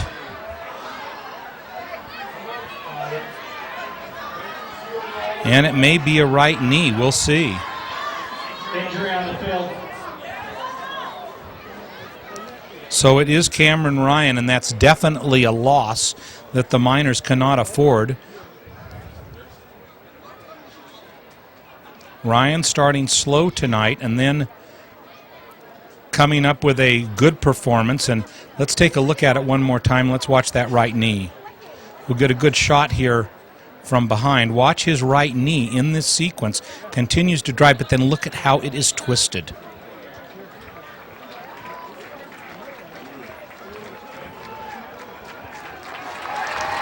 And he does come off the field.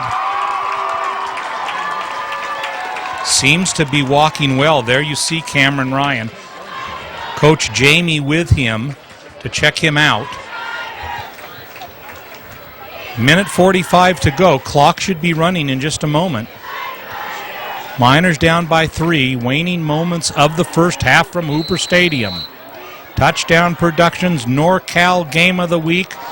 Normally Friday night football, this week Thursday night football. And tomorrow the Bear River Bruins back to passes with home. Lots of pressure, needs to get rid of it, but cannot, and is taken down. A swarming Grizzlies defense led by number 9, Colton Pahias. And that will make for a 3rd and long. 3rd and 13.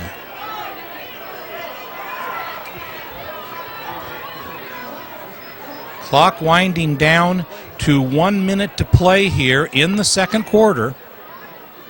Stay with us for all the halftime festivities. We'll crown a homecoming queen. We do not have Kayla Allen this year. Kayla has helped us the last 2 years. She was expected to help us again this year, but Kayla is one of the homecoming queens.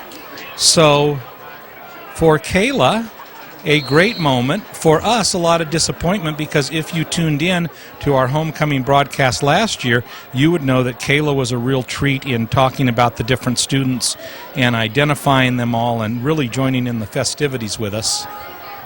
47.3 seconds to go in the second quarter, in the first half. See if the Miners play it safe here. And they do. Coming around the left side of Scarborough. And he's taken down, and timeout is going to be called, I believe, by Granite Bay. And so on 4th down and about 18, the Miners will be forced to punt. Timeout, Granite Bay.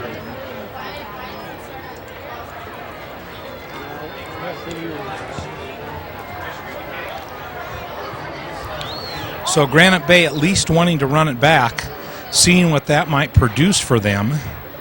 and maybe even having a few plays to see if they can cushion their lead of 3 points, leading 17-14. We have 38.6 seconds to play in the first half.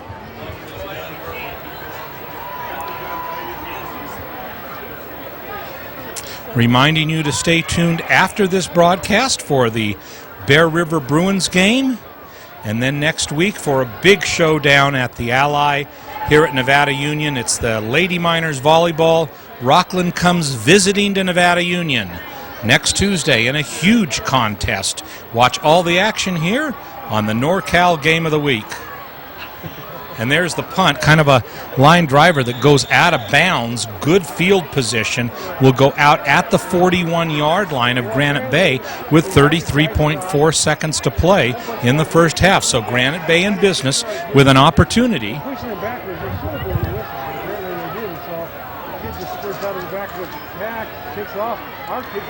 Granite Bay with 2 timeouts left. And Nevada Union with the need of one more good defensive stand here to hold the deficit at 3 going into halftime.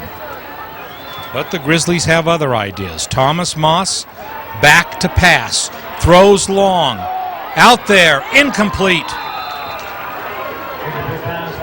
Intended receiver was Peyton Thompson. A lot of the offense has run through Peyton Thompson here in the first half. Down to 27.7 seconds, and that'll be a second down and 10.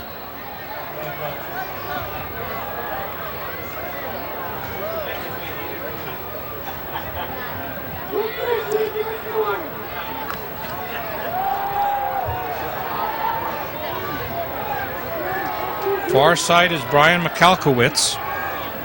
See if he goes his way. Man in motion, deep drop. It'll be a screen over the middle. Nice play setup, but an excellent penetration by the Miners and take him down at the 45, which probably will be the last play of the first half.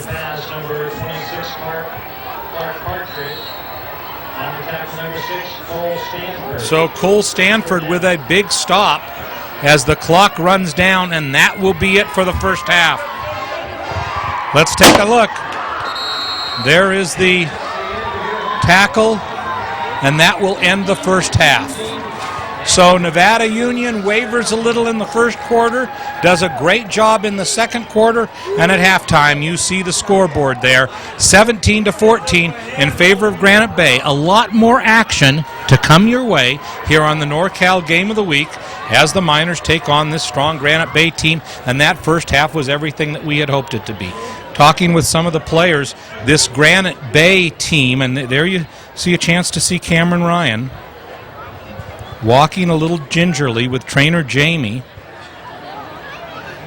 And so for many of the Miners, the Granite Bay game is one of the most important games of the season. And you might ask why. Because it's an enduring game. It comes from the old Metro League. They played against them in the Metro League. And although you might say the same thing about Elk Grove, because Elk Grove was always a preseason game, now a regular season game, the fact of the matter is that Granite Bay is a close rival, being very close to Grass Valley. And in addition to that, they always put up a great game. So for the Miners, a 17-14 deficit. They'll have to try to figure it out here at halftime. But we're going to have some great festivities here at halftime. This is Homecoming 2007. And for the Miners, a perfect game for that on a perfect night. The weather just absolutely tremendous here in Nevada County. Could not have asked for a nicer night. And here's very exciting first half, and you just have the feeling that our team is coming of age. We're down 17-14, but you really have the sense that we're the better team on the field right now, and we've just got to execute and finish drives. And we had the one fumble and just a couple of things. Otherwise, finishing the tackle at the end there, and we'd have a nice lead. So, that was pretty unusual for him to pop out like that. It was an unusual play, and the kids on the field swore they heard a whistle. I don't know. There are people whistling in the stands. Who knows? But I'm so encouraged that our team is getting better and better, and I'm just looking forward now to us, putting a whole game together. All right, we'll see you in the second half. All right, thanks. Dave Humphers there, taking our turns with the media here tonight, Jimmy, as the Comcast people had Dave first and we had to wait.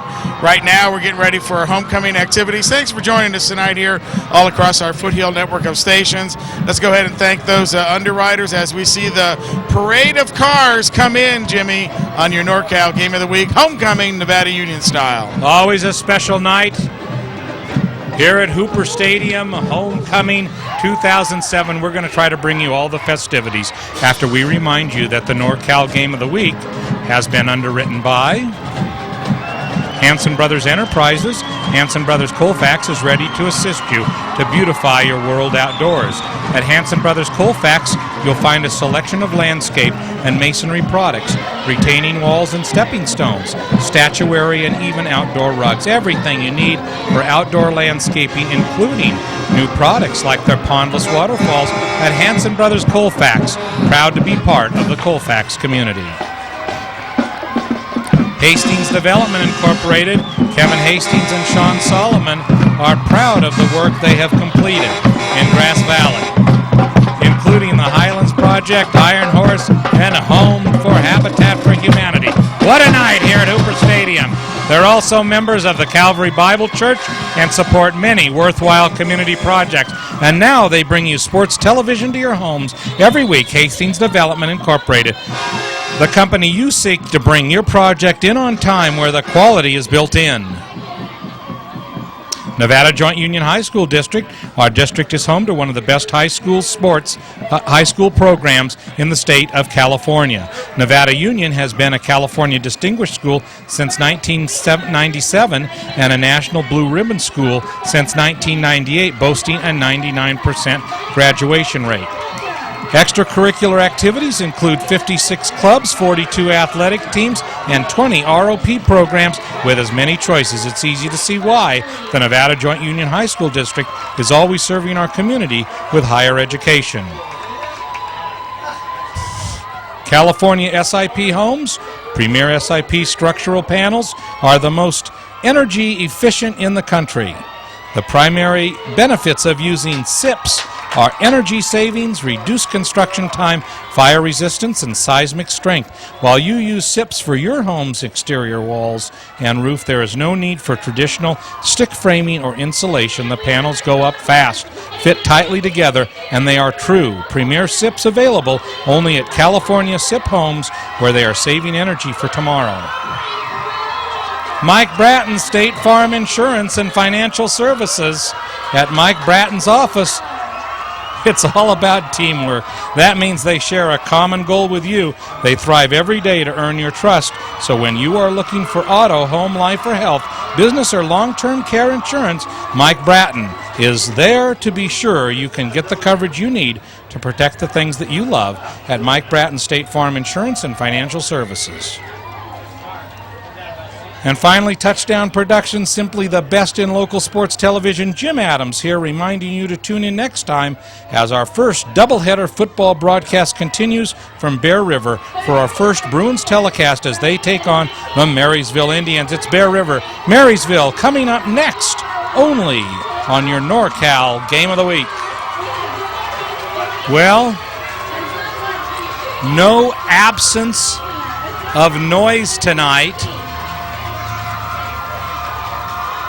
as homecoming night comes into full swing. And normally we have Kayla Allen out there, but Kayla actually in the festivities this year.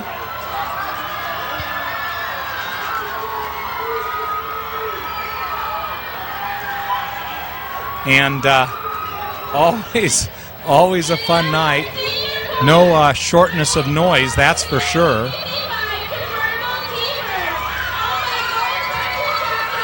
And the students going pretty crazy as the different students are introduced.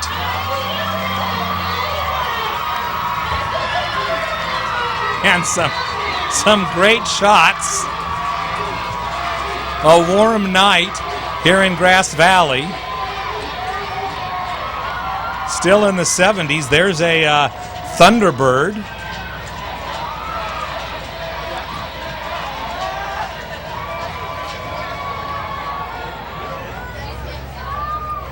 And the seats are filling up quickly.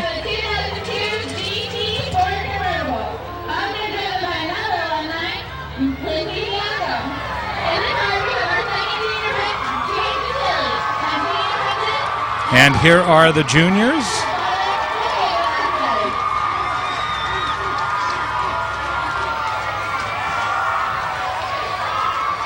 And there's no shortage of enthusiasm by the student body tonight. Certainly a pause from the football game to be able to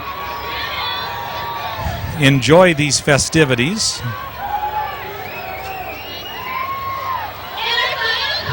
And here's our final car.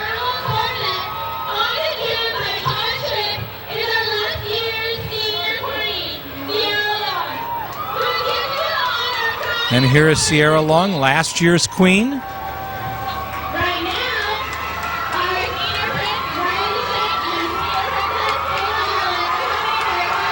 And the junior prince, an old Lincoln Continental.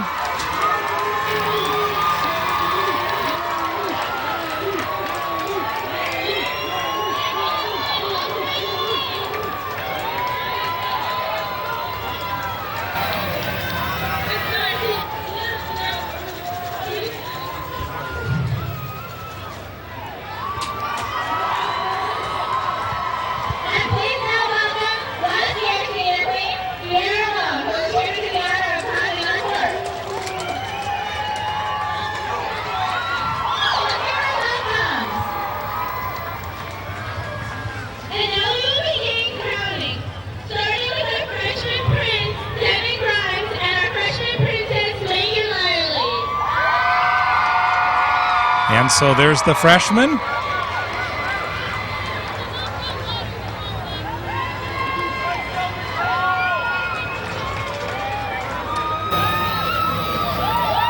Next is our sophomore prince,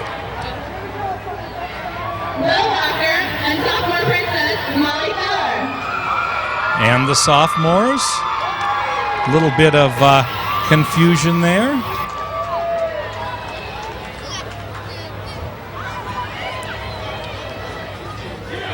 Looks like that guy that sang in American Idol. Maybe it is.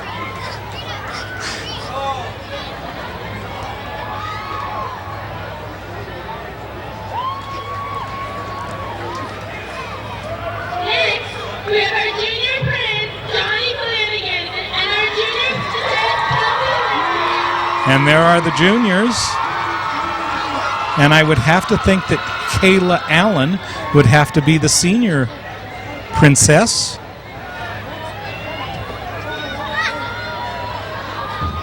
Nice bouquet of pink roses for all the ladies. And now for our senior tour. This year's senior second runner-up princess is Kayla Allen. And there's Kayla. And our second senior running prince is Mateo Gianotti.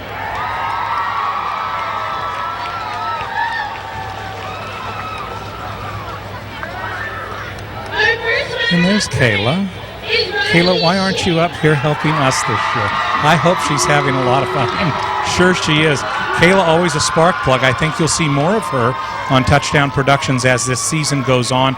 She has helped us on the sidelines of some of our previous games, and we're looking forward to the winter sports and the spring sports, in which we hope that Kayla will join us. And our first runner-up princess is Abby Bryant.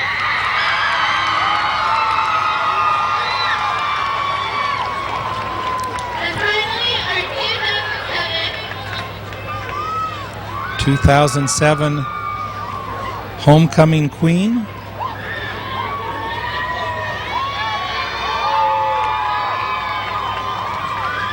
2007 Fall Homecoming King is Jason Taylor. So David is the homecoming king, and confetti flies at Hooper Stadium.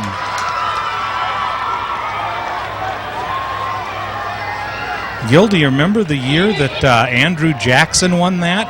It didn't quite, it looks better on David than it did on Andrew Jackson.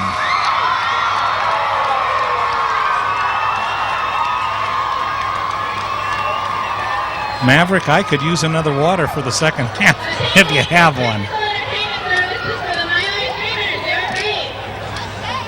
And so the festivities, always a special night.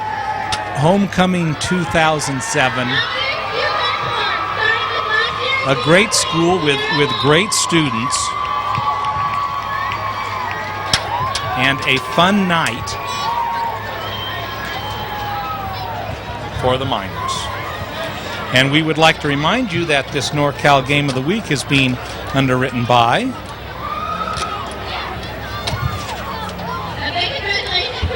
A to Z Ace Hardware, A to Z Garden Center. Who are we going to mention here, Gil? There we go. Okay. There's a lot going on at A to Z Ace Hardware. Of course, you'll still find what you need on Ridge Road, but now you can also stop online at A2ZSupply.com. A to Z has teamed up with Ace Hardware to bring you the best in quality and selection with thousands of products to choose from. It's all waiting for you at A to Z Ace Hardware, A to Z Garden Center. Casey Wood Corporation. The Casey Wood Corporation has been serving the needs of the professional contractor since 1990 with construction-grade lumber products for framing and plywood siding. They are also your source for custom doors and windows. And Kevin Casey is proud to donate his time as this year's president of the NU Football Boosters Club at Casey Wood Corporation.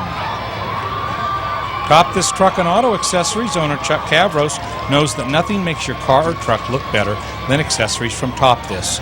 And Top This delivers truck and auto attitude every day with an in-store display featuring accessories from WeatherGuard, DZ, and Racket truck racks, along with a selection of chrome toolboxes, mirrors, and tie-downs. So give your truck some attitude and get the service you want at Top This Truck and Auto Accessories. Pioneer Motors, the pioneering spirit lives on at Pioneer Motors, voted Nevada County's best for the past 7 years. And it's an award they take seriously. They pioneered the no-haggle pricing many years ago before it became popular, and each of their cars are Carfax certified with a complete 126-point inspection and then flawlessly detailed. That's why they have the best cars at the best prices every day at Pioneer Motors.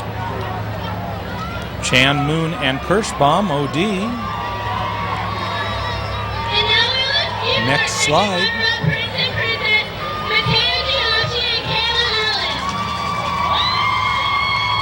There we go. Jerry Chan and Lisa Moon welcome Dr. Stephanie Kirschbaum to our community and as a partner to their practice. Dr. Kirschbaum has specialized with young children and was a recipient of the Young Optometrist of the Year Award. So stop by and meet Dr. Stephanie Kirschbaum at Chan, Moon, and Kirschbaum OD. Soft answers. Whenever you have computer design problems, it's time to call Dallas Wilhelm at Soft Answers and your problems are solved. That's because Dallas specializes in software management, design, and consultation. He's the best friend your computer system ever had. So now you're free to enjoy your computer and system again at Soft Answers. And Touchdown Productions, we're celebrating our 11th season of local sports television. Be sure to join Marty Mortensen and Paul Brown next time for part 2 of our football doubleheader. We'll see the Bear River Bruins against the Marysville Indians. It's exclusively on our Foothill network of stations. Thanks for joining us tonight. We appreciate you tuning in and allowing us into your household for this exciting Nevada Union Granite Bay contest. We are at halftime at Hooper Stadium in Grass Valley. Nevada Union trailing by 3, 17-14. Granite Bay will get the ball to start the second half.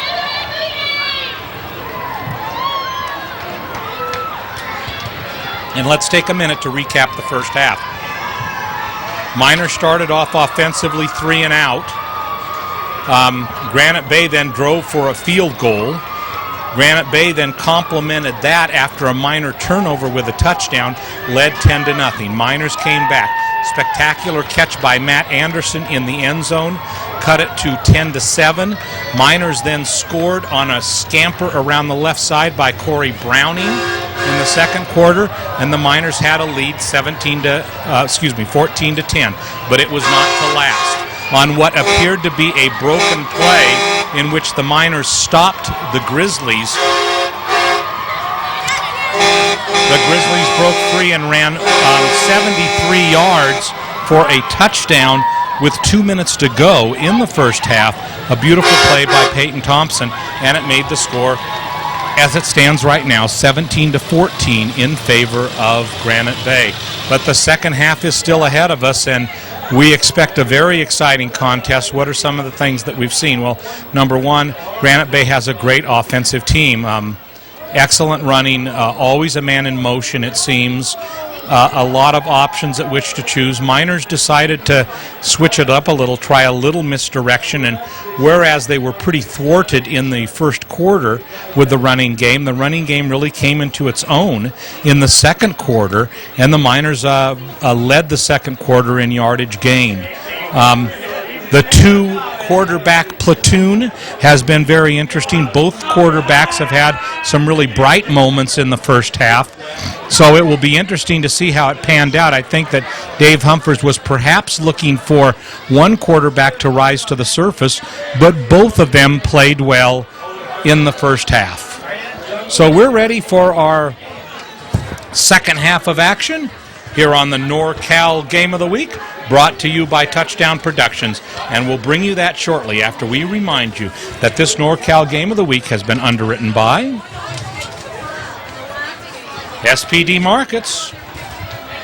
It's time to get in the football spirit at SPD. They support the NU Miners, and what better way to attend the games or watch the Miners on the Game of the Week than with chips, dips, and sodas from the ultimate tailgate zone at SPD. Of course, you'll find USDA choice beef and everything else that makes SPD so special. SPD, your hometown proud IGA supermarket. Placer Title Company. Placer Title is proud of the accomplishments of NU Miner football. Their winning attitude reflects the character of our community and represents all of us, and they applaud the dedication of the parents, coaches, and players. And just like the Miners, Placer Title is dedicated to customer service. It's the cornerstone of their business, and they look forward to the opportunity to prove it to you at Placer Title Company. Statewide Homes. Statewide Homes is your exclusive full-service Fleetwood manufactured homes dealership in Nevada County. You can see them from the freeway on Sutton Way, just up from Knight's Paints. There you'll find two complete model homes for you to explore the latest home designs from the Fleetwood line. Statewide Homes, answering the need for affordable housing in our community. Grass Valley Glass. If it's glass, then you have to think Grass Valley Glass. Shauna Marty and NU freshman football coach Curtis Sowen specialize in everything glass, from vanity mirrors to replacement windows, tabletops to picture frames. You can trust Grass Valley Glass to get the job done right the first time, because they're pros at Grass Valley Glass. Francis Cinto and Graciano, LLP.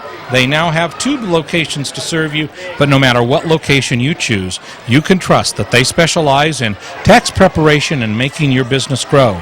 That's because they are CPAs and business consultants all rolled into one. Now is the time to plan for next year's tax season with Francis Cinto and Graciano, where they have an eye for your future. Plaza Tire and Auto Service. Plaza Tire is the official auto repair facility of your NorCal Game of the Week, and they have been voted Nevada County's best for the past 7 years. Mark and Mike know how important it is for us to get to every game.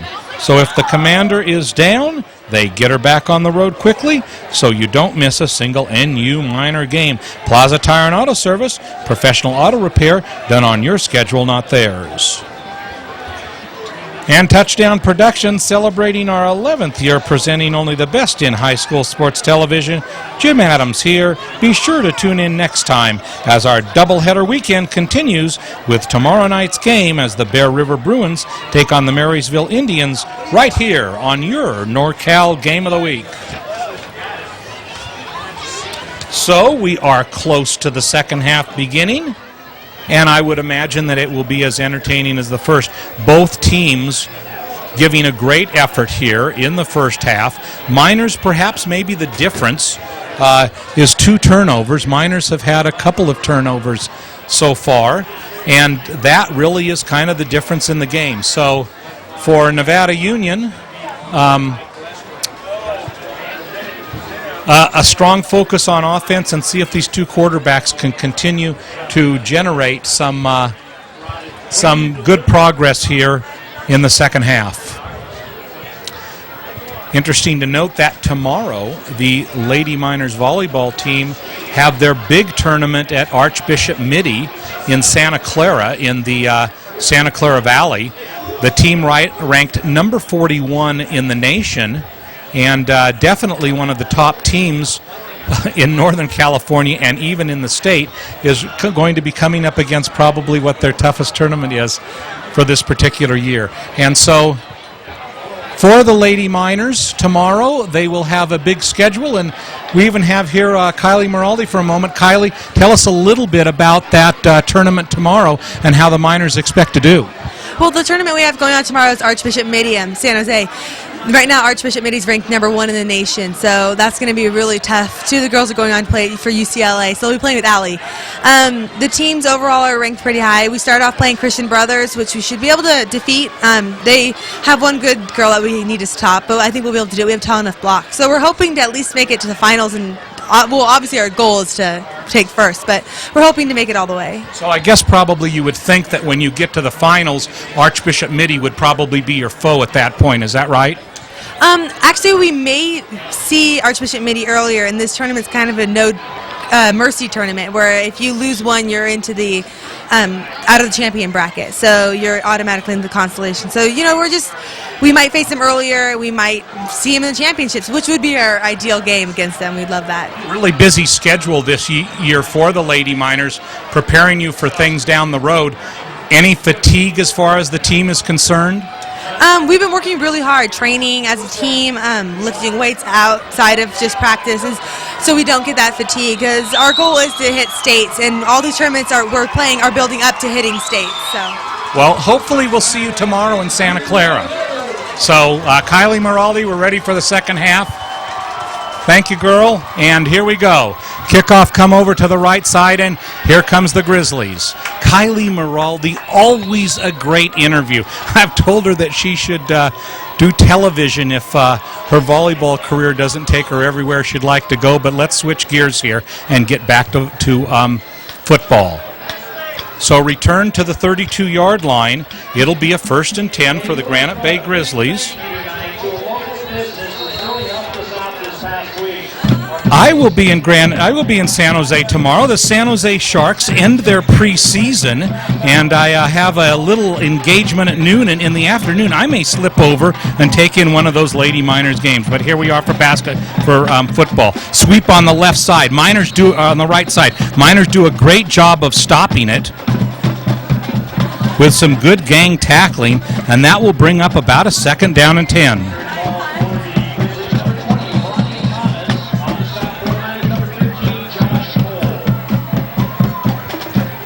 So 2nd and 10, early moments of the second half.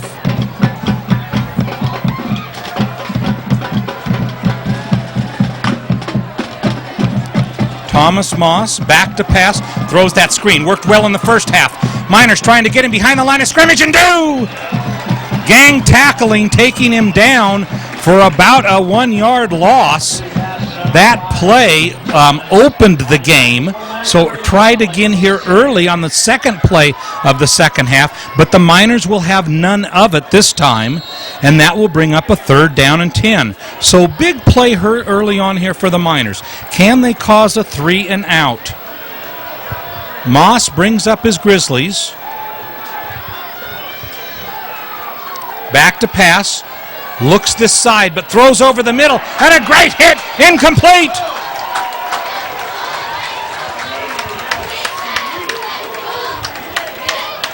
So for the Miners, an excellent series there. And a fantastic hit for the Miners there by number 48. And so Tucker Colomb comes on in there. And there it is. Great hit right as the ball arrives. Perfectly timed.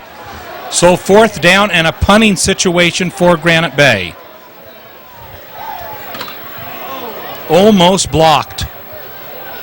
Miners try to stay away from it. Takes a Miner bounce and will be downed at about the 43-yard line of Nevada Union. So good starting position for the Miners, and let's see who comes out here to start the second half for Nevada Union.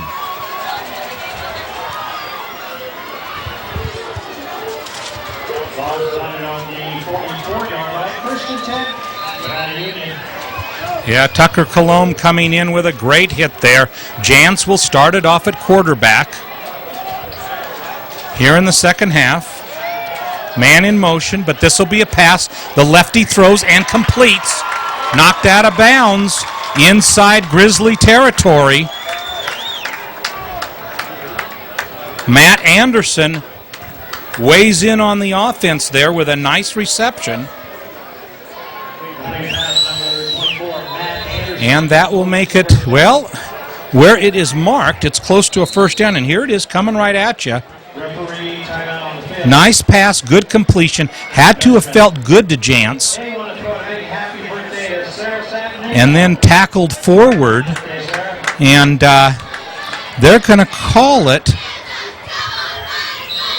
They're going to call it second down. And it probably is a few inches short. Less than a third of a yard, less than a foot. Second down. In motion, gets the first down.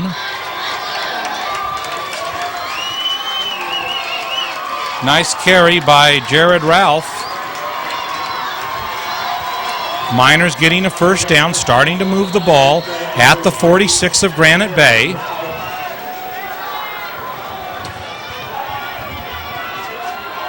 Jantz back in the game. Two backs, Anderson in motion. Has an option for him, but cuts in.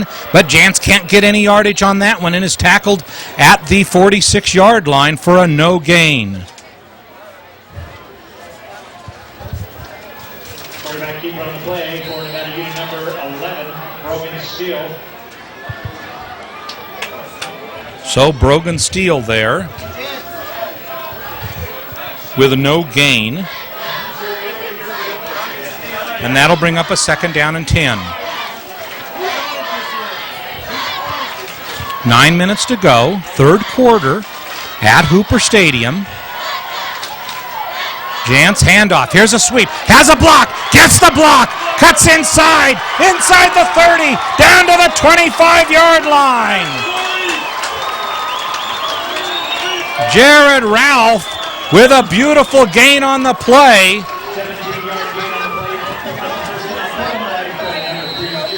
Aided by a great block for Cole Stanford, and let's watch this one again come right at us.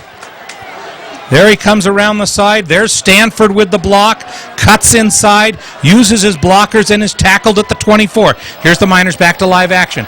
Breaks through the middle there and takes it down to about the 20, maybe even inside the 20. Let's see where they mark it, and they will, at the 19. So Miners moving the ball. Trailing by 3, 17-14. A drive that has used up some good time here in the third quarter. Brogan Jantz leading the Miners. And there's Matt Anderson. Nice gain by him. Close to first down yardage, and I think he has it.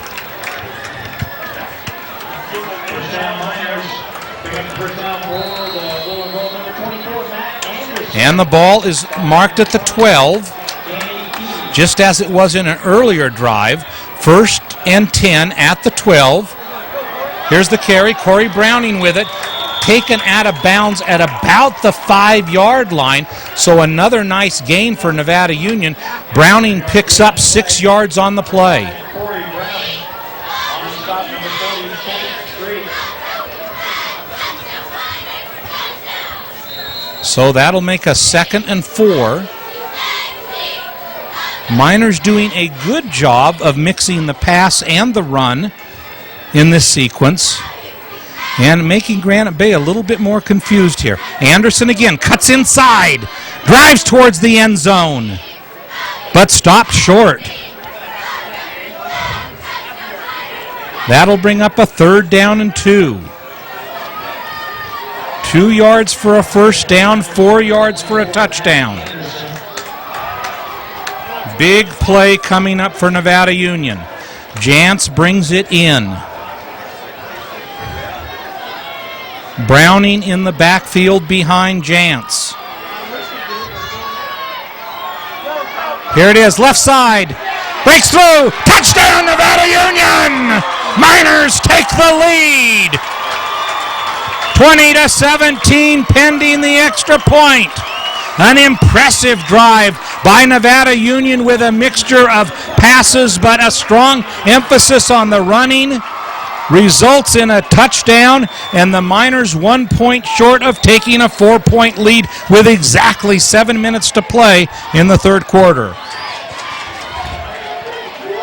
Ball is spotted, kicked. No good. No good. So the lead stays at 3. 20-17. And let's take another look. It'll come right at us. That last play. There it is to Browning. Browning straight arms the first defender. Ralph leading the tackle there and the blocking there, and makes a really good block that leads the way. So for Jared Ralph, a strong game tonight and a big block in that situation. And with 7 minutes to go, the Miners have retaken this lead in a very tight contest.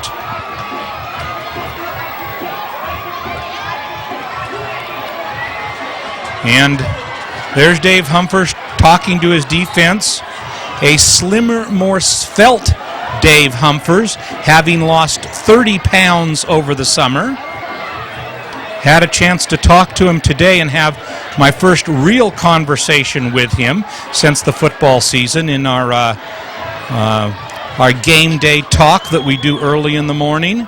And I looked at Dave and said, "Dave, you look a lot thinner this year." And he said, "Yes, I've lost 30 pounds. And he's mandated that to some of his coaches because Brad Delbon also looks a lot slimmer this year. Brad, also a teacher at Nevada Union, a great guy. This whole coaching staff, very good to work with. Ernie Flores, he had nothing to lose to begin with, so we won't talk about him. But here come the Miners kicking off, and that is driven high and deep, almost to the end zone, takes it at the 1, to the 10, the 15, finds a seam, gets to the 40, still running, deep into Miners territory at the Miners 37. So a big run back by Peyton Thompson, and a Miner is laid out at about the 19-yard line of Granite Bay.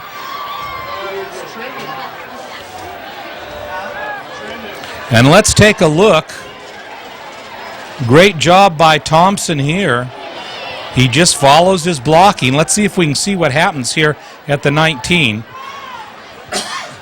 Boy, there it was right there, I think. Right there. And look at him, just follow his blocking. He certainly has it there. Miners look like they have him corralled in several places, but he's only at the 40 there and still rumbling. Breaks through another tackler. And another one, and finally is taken down by Travis Millhouse. But we've got some problems here now. They're taking a look at the eyes here. This may be a concussion.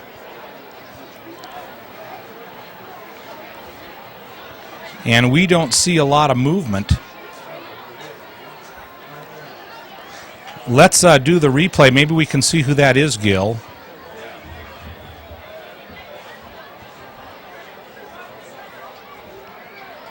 And not seeing much movement there initially. Let's see if we can catch it. There was at the 10. It's not 55. 30. 34 it looks like. Oh, there he is. Okay.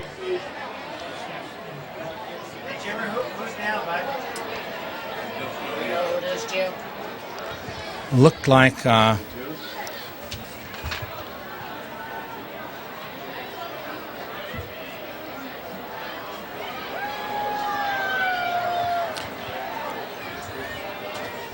let's take one more look in there.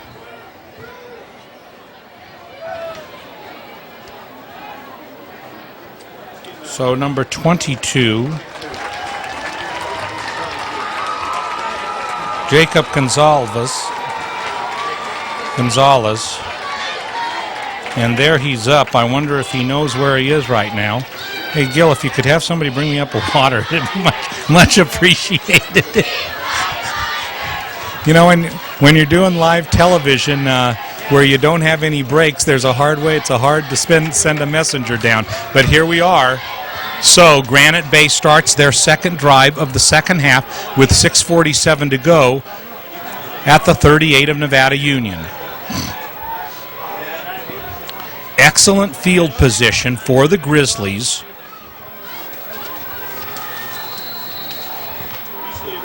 Exactly what they would have wanted for this drive. There's a handoff. Good gain on the play. Probably about 5, maybe 6 on the play.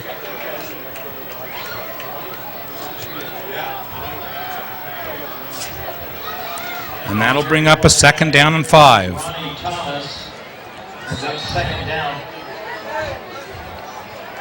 Ronnie Thomas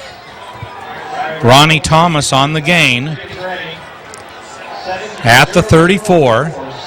Second down. There's a handoff. Nice misdirection on the play. First down for the Grizzlies. Deep into the Miners' territory. Almost to the 20 goes Ronnie Thomas.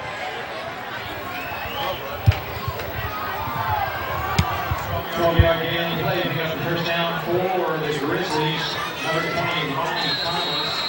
Stopped by that unit's number 11, Brogan Jans. So that'll bring up another 1st and 10. And now Granite Bay has it in gear. Up the middle. Nice play fighting for a few yards is Clark Partridge. Partridge 19 carries for 86 yards on the season. Does have 2 touchdowns and 3 receptions for 37 yards through the air. So that'll be a second down, and we'll call it 7.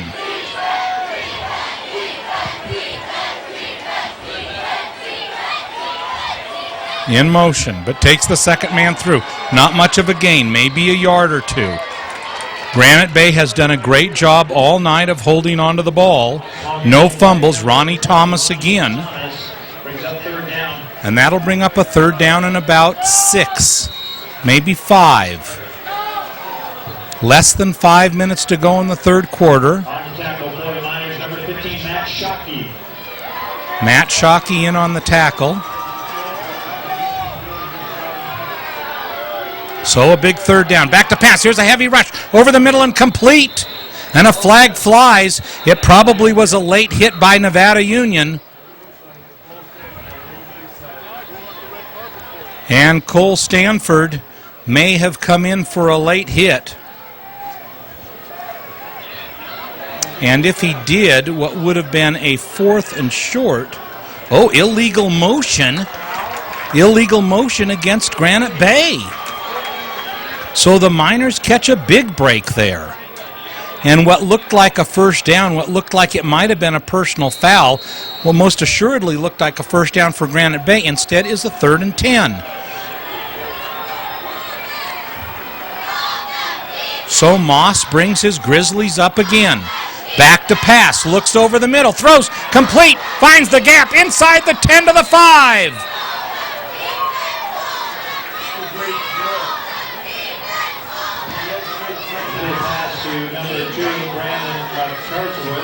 So Brandon Makakowicz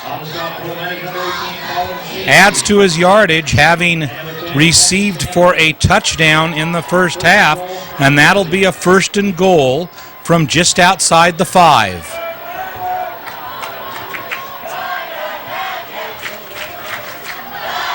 Tries to find some yardage. If he gets outside, he'll score, and he does. Ronnie Thomas punctuates a nice Granite Bay drive with a touchdown, and it's 23-20 in favor of Granite Bay. So the lead goes back the Grizzlies' way. And in a match where the lead for Granite Bay at the most has been 10, and for Nevada Union at the most has been 4, we've got now a 3-point lead with the point after touchdown pending. The kick, it is up, and it is good. And there's a flag on the play. It'll probably be roughing the kicker against Nevada Union. So let's see here. I don't think that they'll take the point off the board because that would give them a 4-point lead. And they'll keep probably that 4-point lead.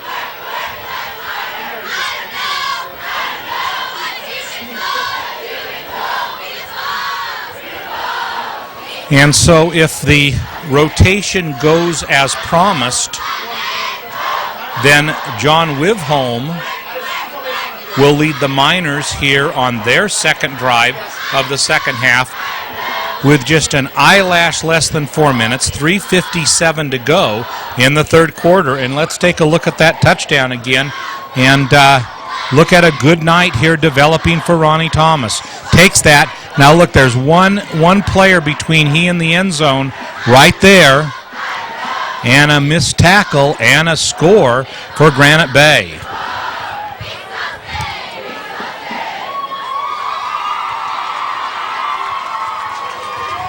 So that makes it 24-20. Granite Bay over Nevada Union.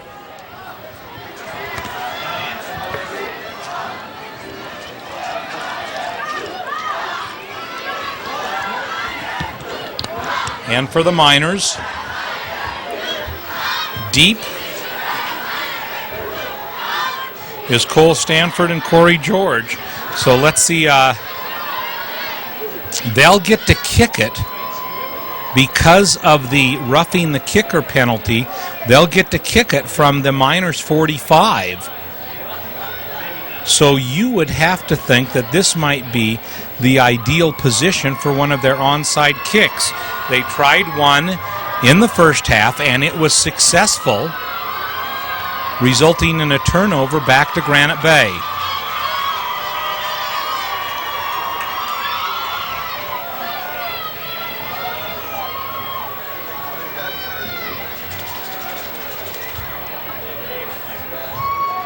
For the Miners, I'm sure the hands team in the front row, and they're trying to reset the clock.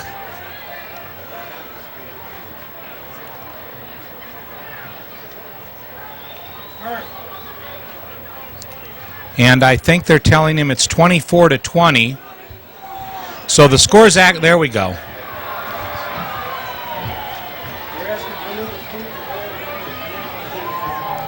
And let's see what Granite Bay does here. You would think the Grizzlies would take advantage of this 15-yard penalty. All right, let's stand up for the kickoff. So let's see what happens.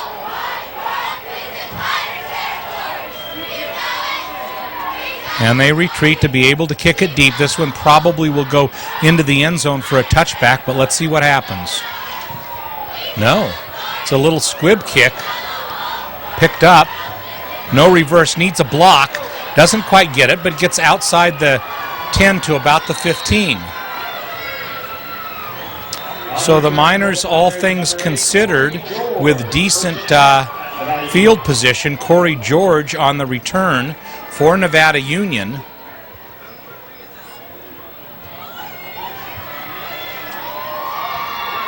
And here comes John Wivholm into the game. Wivholm accompanied by Kemp Stanford. And it'll be 1st and 10. Miners with a lot of yardage ahead of them on this drive, trailing by 4. 3:48 to go, third quarter from Hooper Stadium. Handoff right side. Miners probably picked up about 4 yards on that carry by Jake Wolf. Well, 2 yards, so that'll bring up a 2nd down and 8.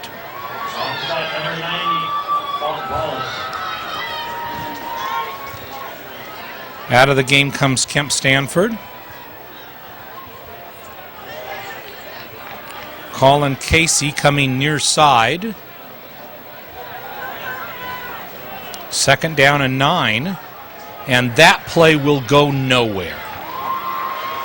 Brian Scarborough tackled in the backfield, and that will bring up a 3rd down and long. On the carry for the Miners, number 10, Kemp Stanford, stopped by number 60, Thomas Haynes. So 3rd and long, Wivholm will need to dig them out of this hole. Coming into the game for Nevada Union is Corey Browning.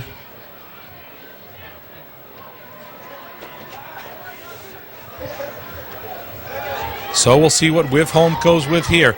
Deep in Miners territory. Back to pass. Throws long. Has a man out there. And it's complete.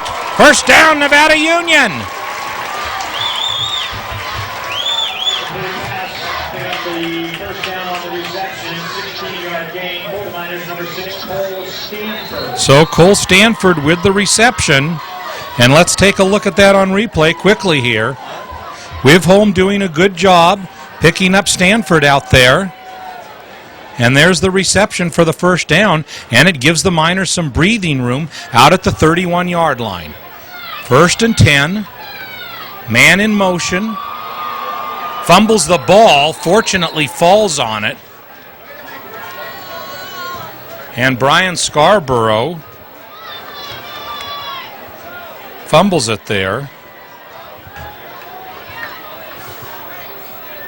And we have not seen Cameron Ryan here in the 2nd half, and I'm not sure I see him on the sidelines.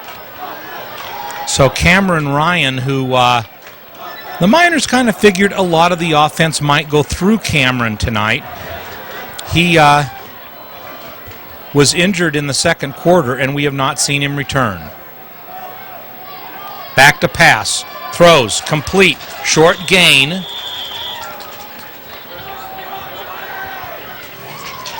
To Colin Casey.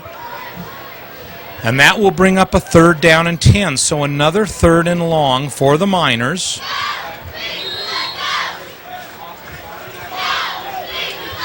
.121 to go, 3rd quarter.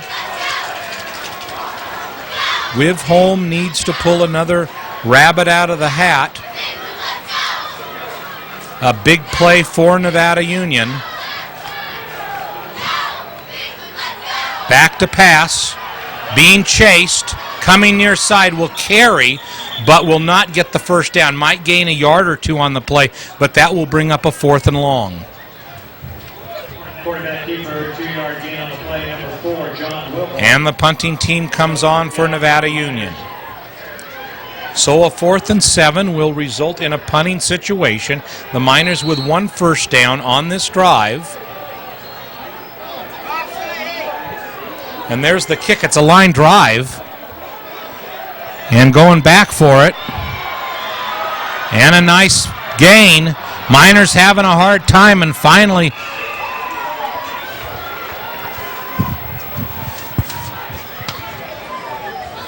take Peyton Thompson down at about the 40-yard line. Call for the Grizzlies, number 5, Peyton Thompson, on the stop for the Miners. So a big sequence here for both teams. For the Grizzlies an opportunity to open up this lead, and for the Miners, a big defensive series. So let's see how it unfolds. First down from the 40. Handoff up the middle, but cut down on the play is number 26, Clark Partridge.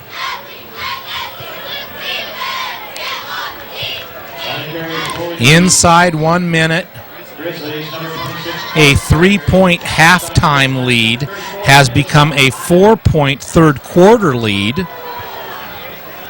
for Granite Bay. 2nd and 8. Handoff goes to cut up the middle. Great play defensively for the Miners, and I think there might have been a fumble on the play, but no, apparently not.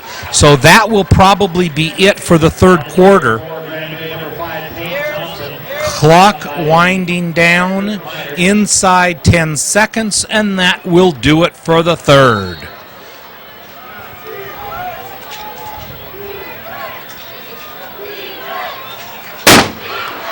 And there's the gun sounding the end of the third quarter. So we have played 3 from Hooper Stadium, and nothing is close to being decided. Miners trailing by 4, 24-20, with 1 quarter to go in the game, and a give-and-take third quarter. Both teams with a touchdown. The main difference is that Granite Bay converted their extra point, and Nevada Union failed. So the Grizzlies take a 3-point lead, and they parlay it into a 4-point lead. And so with 12 minutes to go, Granite Bay starts off just as they did in the beginning of the third quarter. They start off with the ball and have it at about the 44-yard line. And so the Miners said that this was going to be a turnaround week. And they really charted this as being a way to get things untracked and to make a real strong statement, a game they really felt that they had to win. And so they've got 1 quarter down by 4 to make that statement. Everything is in place for them to be able to do it, so we'll have to see what happens.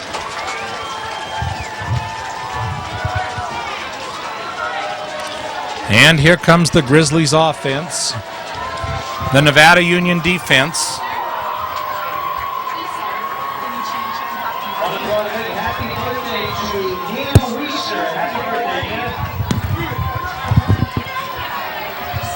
And here comes Granite Bay, 2nd and 7. We will start the third quarter, but we're not quite ready here yet. And so the beginning of the fourth quarter here, we have a Touchdown Productions timeout, a chance for our truck to catch its breath, and there's our new satellite truck right there. And Gil will show you our new scissors list in a minute. This is so we can go up in the Sierras and show games from up there. Nothing is spared for our expense. So it'll be a third and 6, and there also is one of our production trucks. So back to pass. Moss looks over the middle, but incomplete. So it appears as though the Miners have held, but nothing is assured here, and now the kicking team comes onto the field. So 4 seconds into the fourth quarter, the Miners will have an opportunity to take the ball.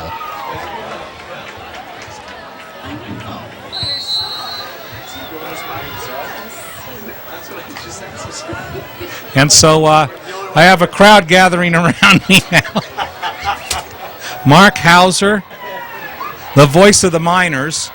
And here's the kick. Miners coming on, but gets the kick away, going back. It takes a bounce and goes out of bounds at about the 14-yard line.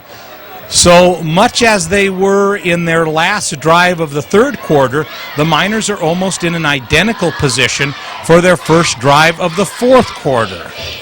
They're at the 14-yard. Well, we'll mark it at the 15.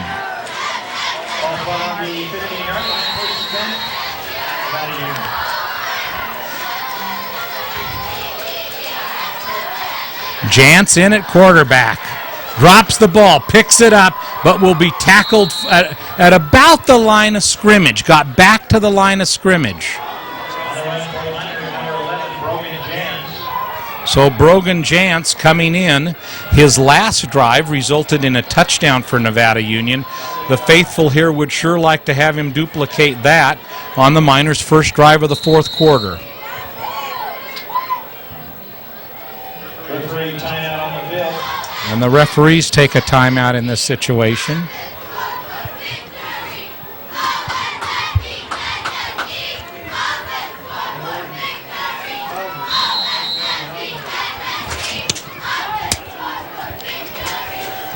So we'll call it 2nd and 10.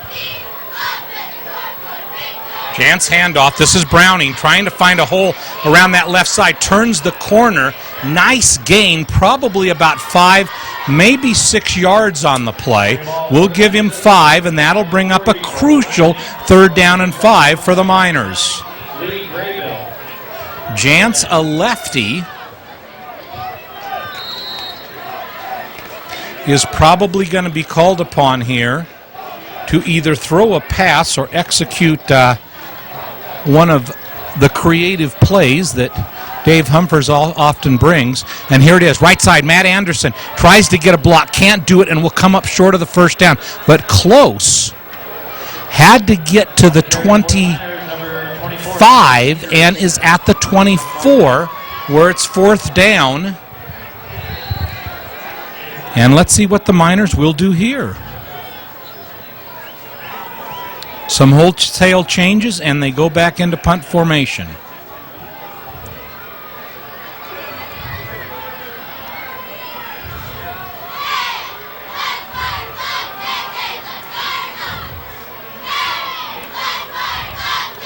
Kicks it away, line drive, bounces. Takes a minor roll, but then it's picked up nicely by Ronnie Thomas, and he breaks through a seam, has one man to beat. He will! Touchdown, Grizzlies!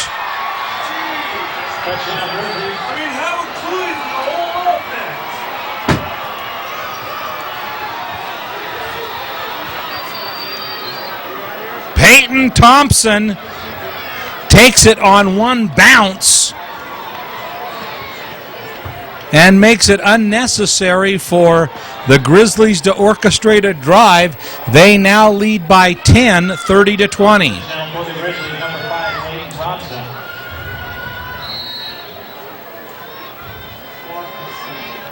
Here is a big point after for Granite Bay.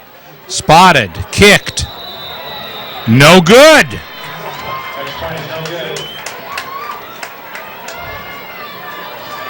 So the lead is at 10, 30-20. However, if the Miners are going to come back, they're going to need to do some work on this drive. Let's take a look at that here. An excellent scoring play by Peyton Thompson.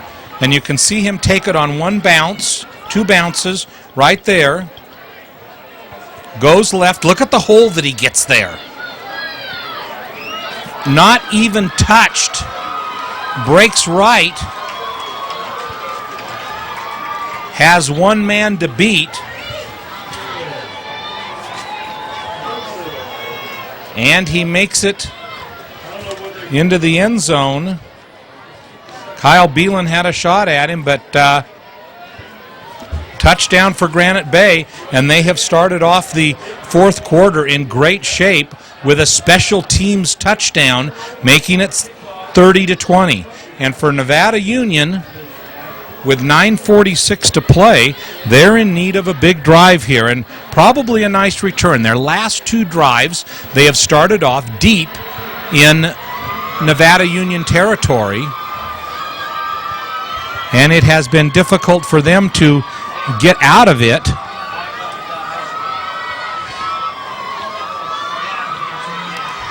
Gaining 1 first down on their 2 drives ago. And so now let's see what happens here. Granite Bay showing no signs of a squib kick, but there it is over on the left side again. And Nevada Union gets it. but tackled at about the 28-yard line. But better breathing room than about the 15 that they've had on the last two series. And let's see who comes in at quarterback. It will be John Wivholm.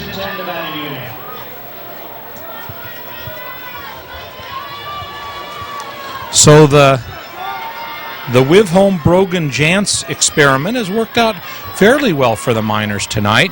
They were hoping to put some more scoring on the board. 20 points on the board with 9:44 to go.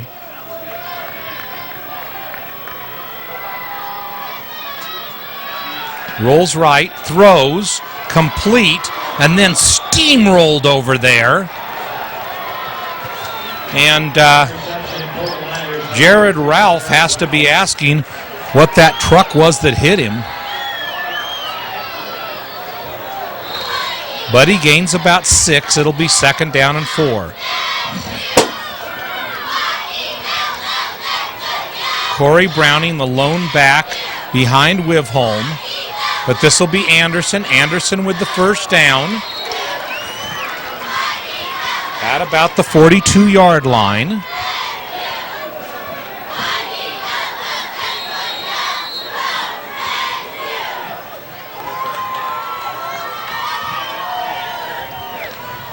So a 1st and 10 with exactly 9 minutes to go in this contest.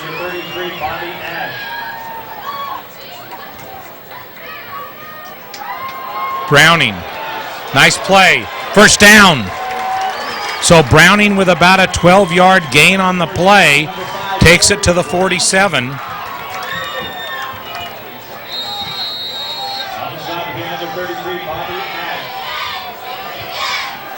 And inside Grizzlies territory now at the 47. Miners driving midway through. And looks like he's grabbed by the jersey, maybe even the face mask, but there's no flag there. And that'll be a 2nd down now and 12.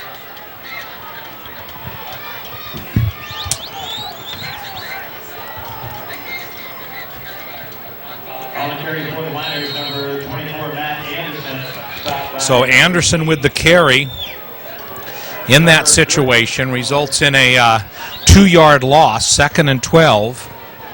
And Wivholm may come out firing on the 2nd down play. Back to pass. Looking long. Throws long. And it looked like he was interfered with, but no flag. And on that play, Cole Stanford looked like before the ball got there, he was pretty much blocked out of bounds, but all that will bring up is a 3rd down and 12.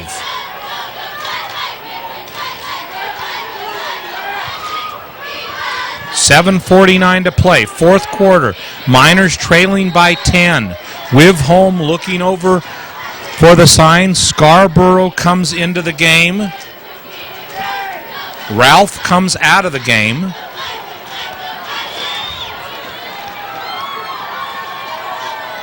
Back to pass, rushed, Wivholm throws, incomplete. And that'll bring up 4th down and 12. And for Dave Humphers, a big decision. Brian Scarborough brings up 4th down.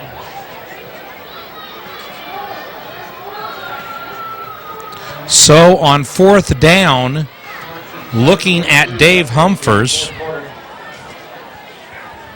trying to figure out what he's going to pull from his bag of tricks here, if he's going to dig into it at all. So here we go. 4th and 12. Big play on the night for Nevada Union. Back to pass. Has some men over the middle. Throws it. Complete! Complete! Down to the 10! On a 4th and forever, the Miners convert. And Cole Stanford with a nice catch, and the Miners on the brink of losing this contest are now right back in the game. 7.5 minutes to go. Miners trailing by 10. 1st and 10 at the 15. Rolls left, but taken down.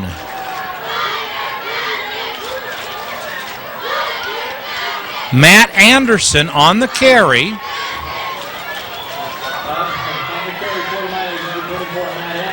And he gets maybe 2 yards on the play, so we're going to call it 2nd and 8.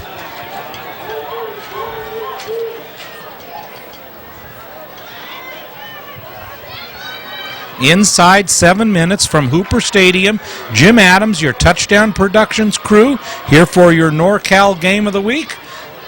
Nevada Union Miners, Granite Bay Grizzlies in a nip and tuck contest here. Wivholm rolls right, looking for a block, gets inside the 10, and then is rolled backwards, but let's see where they put it. Could be close to a first down, and they will mark it at the 10. So that'll bring up a 3rd down and about 5.5. Well, we'll call it 3rd down and 4.5.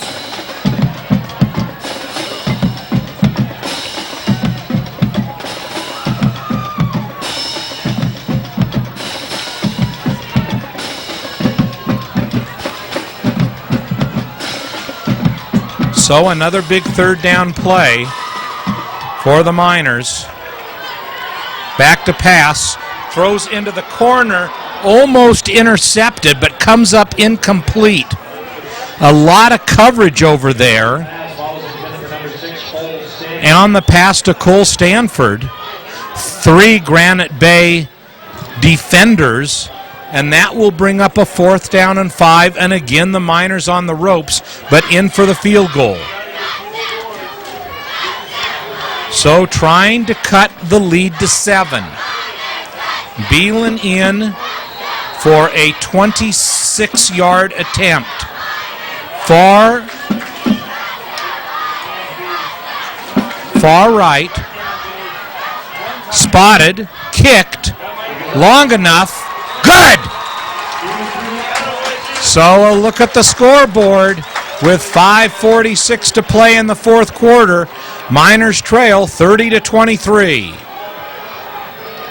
So Miners in need of 2 scores, down by 10. They get the smaller of the 2 there on that drive. A nice drive by John Wivholm. And it makes for Dave Humphers, if the Miners can hold Granite Bay on this next drive, it takes him into a little quandary. Which way should he go? Should he come back with Wivholm, or should he stick with Jantz? So that decision yet to be made. The here and now is that the Miners need to hold Granite Bay if they're to have a chance. If Granite Bay comes up the field with another touchdown as late in the game as this is, it would probably make it pretty difficult for Nevada Union. So the Miners with their backs a little bit against the wall.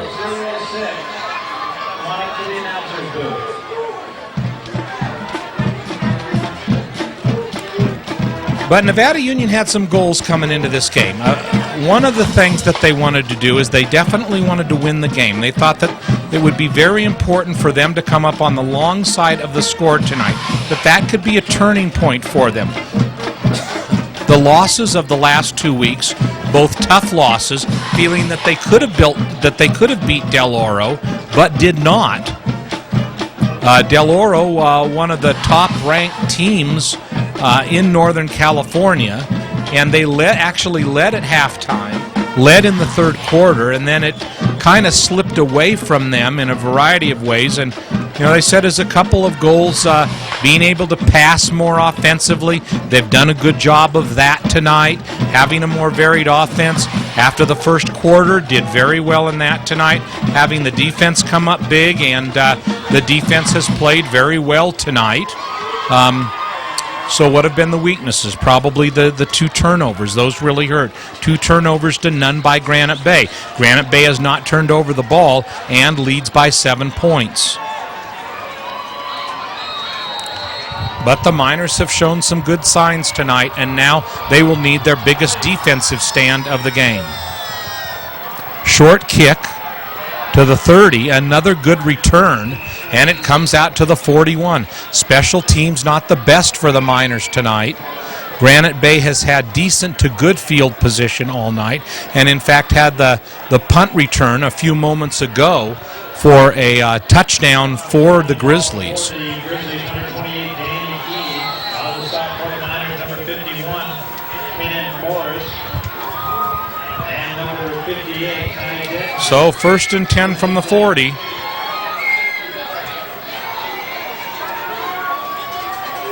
Handoff, right side, not much of a gain. 2nd and 8.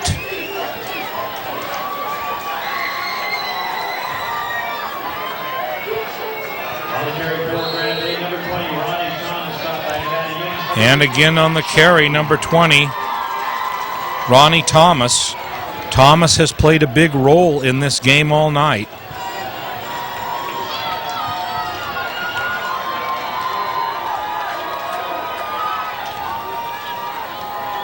Man in motion. Here he comes right at us. Miners can't contain him. Oh, very close to a first down. Depends upon the mark. So the spot will be at the 50. And if that's where it is, it should be short. But another Miner is hurt on the play. Number 48, Tucker, Colorado.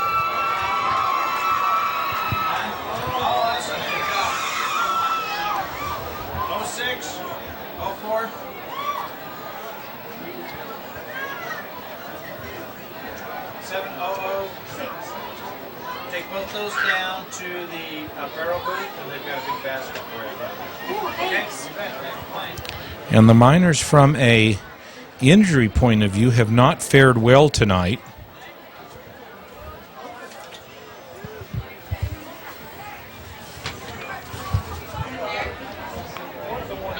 Really expected a lot from Cameron Ryan tonight, and he showed a lot until his injury.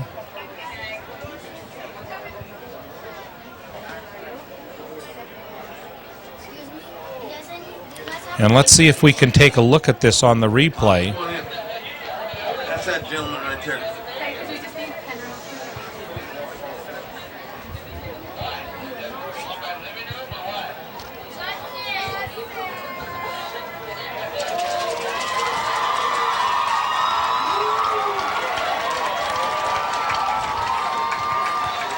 So, looking a little wobbly.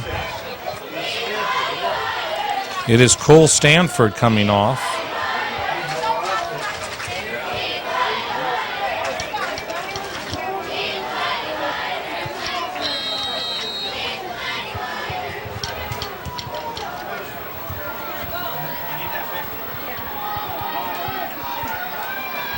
Ooh. And you can see him there. So Stanford out. And on the next play, short gain for a first down. And for the Grizzlies, with 4:34 to play, they're happy to keep the clock running.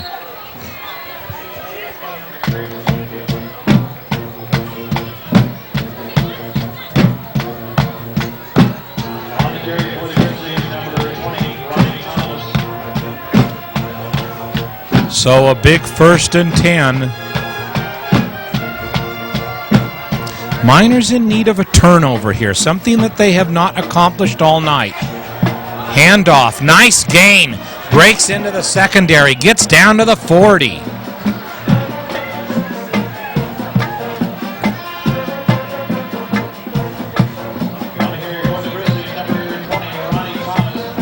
And Ronnie Thomas again with a nice gain.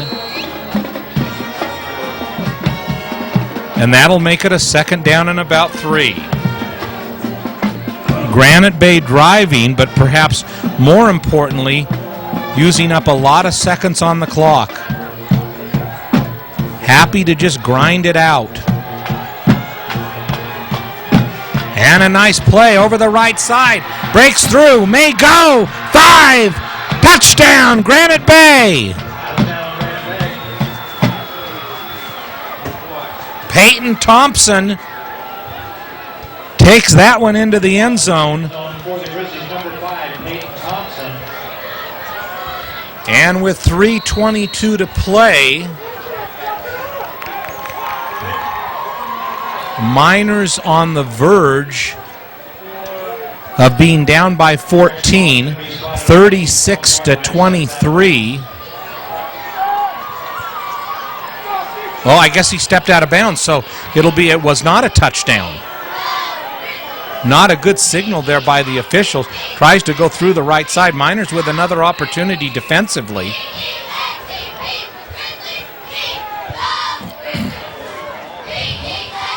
And that'll bring up a second down. Second down and about 5. But Granite Bay doing a good job of driving the ball. And let's take a look at this carry.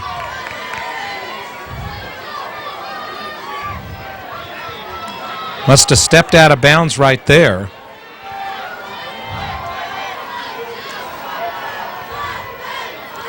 So second down, comes left, and looks like he's close to a Grizzlies first down. On the carry for the Grizzlies, coming close to the first down, number 5, Peyton Thompson. So Peyton Thompson again on the carry.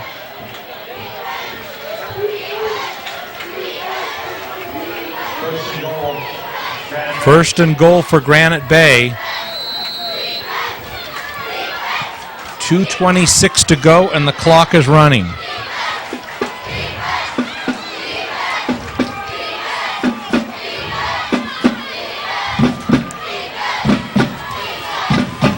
Moss may go right to Ronnie Thomas, right behind him, and instead he takes it himself, calls his own number, and is short. Second down, second and goal. However, less than a foot, and perhaps more importantly, the clock is now inside 2 minutes at 1:45. Granite Bay taking a lot of time here.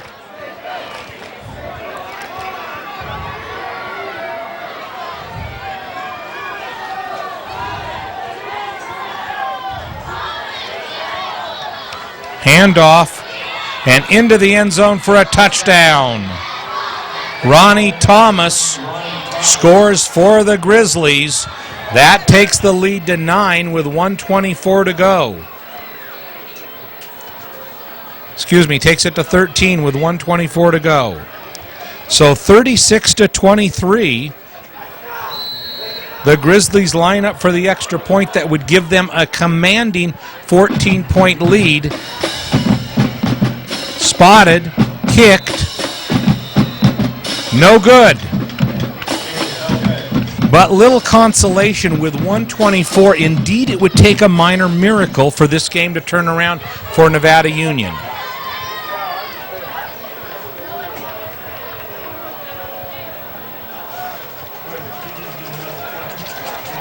And on homecoming night 2007, the Miners did a lot of things right, but again will come up on the short end of the stick, it looks like. With only 1:24 to go,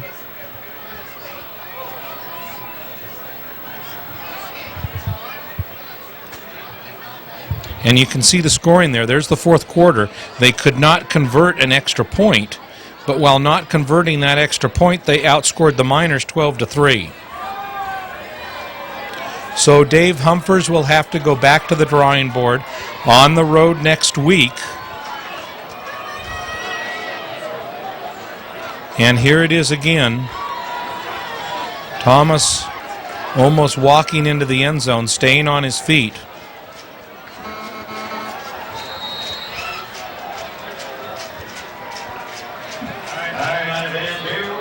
And so, here we go.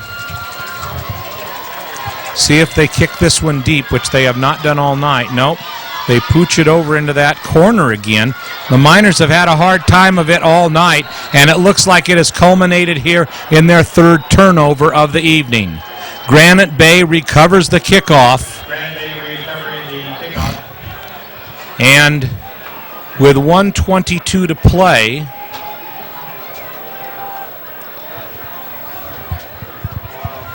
this game is just about over on a first down.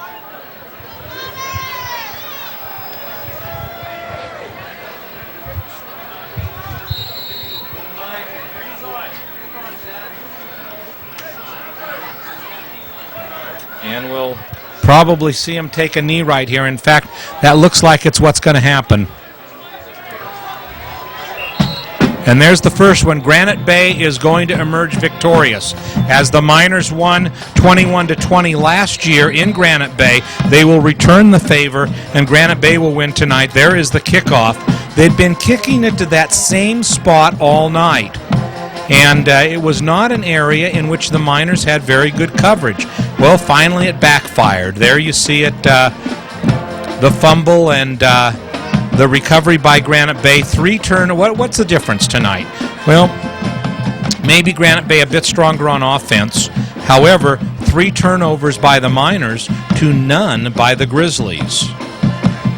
And so the home cooking does not serve up a good meal for the Miners tonight. And for Granite Bay, exactly what they wanted, going 3-1, while the Miners go 1-3. So uncharacteristically, and breaks through, stays in bounds, keeps the clock running.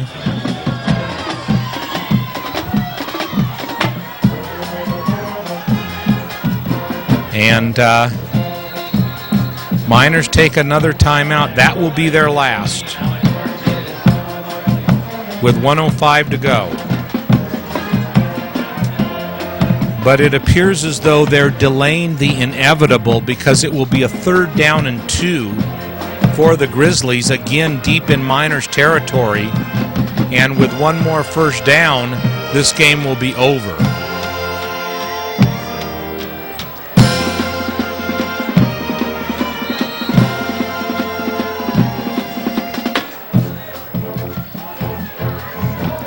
Sweep to the left side. There's the first down. Flag comes in on the play.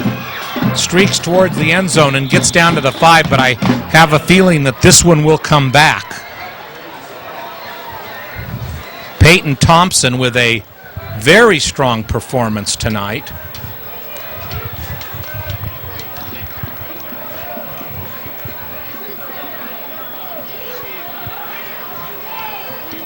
And this one will go against Granite Bay.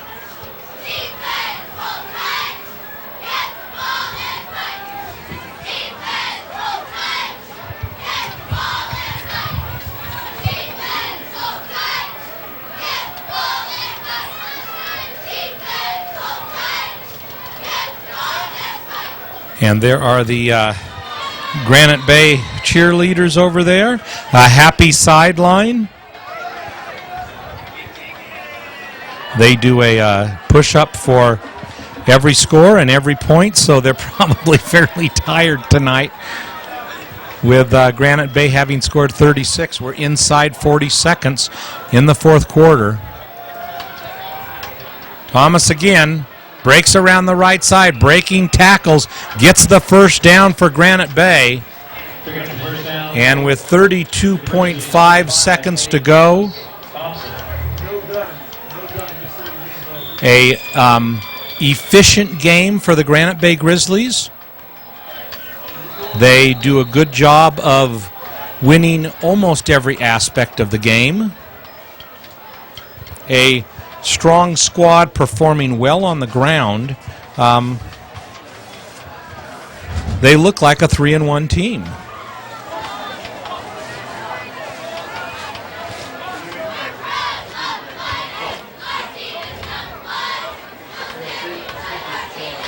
And so at the 25, 1st and 10, it will take one more play, and Granite Bay will be victors tonight.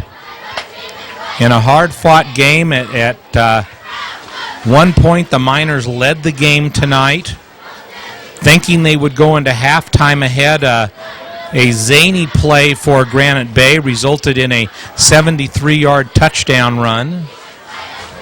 And so instead of being up by 4, they were down by 3 at half, and so Granite Bay will now, this will be the last play of the game. So the knee is down, and for Granite Bay, an efficient victory coming here to Grass Valley at Hooper Stadium, and coming away with a 13-point win, 36-23.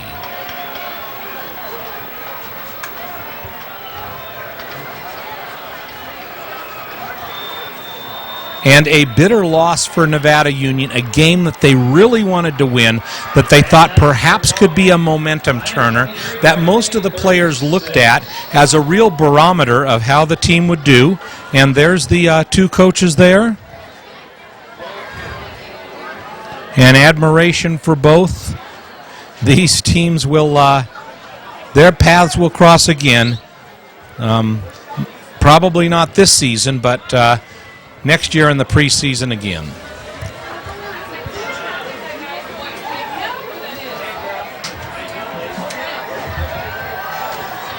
We'd like to remind you that this NorCal Game of the Week has been underwritten by Hanson Brothers Construction and HB Reynolds. The Hanson family is proud to bring you another great NU football season. Hastings Development Incorporated. Kevin Hastings and Sean Solomon are proud to bring you sports television every week. Nevada Joint Union High School District, always serving our community with higher education. California SIP Homes, Kevin and Paul Hastings are saving energy for tomorrow's Falcons and Hillman.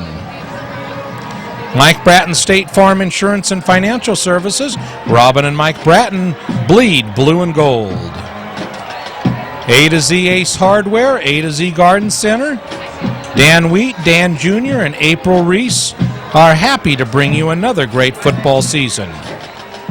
Casey Wood Corporation, the Casey family is proud of their son Colin and at the NU Miners. Top This Truck and Auto Accessories, Chuck Cavros is proud to underwrite this edition of the NorCal Game of the Week. Pioneer Motors, Tony Rubino and Mark Bauer are happy to bring Tom Rubino and Mark Bauer are happy to bring you high school football. Chan, Moon, and Kirschbaum, OD. Jerry Chan and Lisa Moon welcome Dr. Stephanie Kirschbaum to our community. Soft Answers, the Wivholm family is proud of their son John and all of the NU Miners. SPD Markets, the Painter family is a longtime supporter of Miner football. Placer Title Company, Larry Ingersoll, Sally Vigil, and Bear River manager Tracy Willis say, "Go Miners!" Statewide Homes, Sherry and Scott Murray and John and Pat Hanaway support football sports.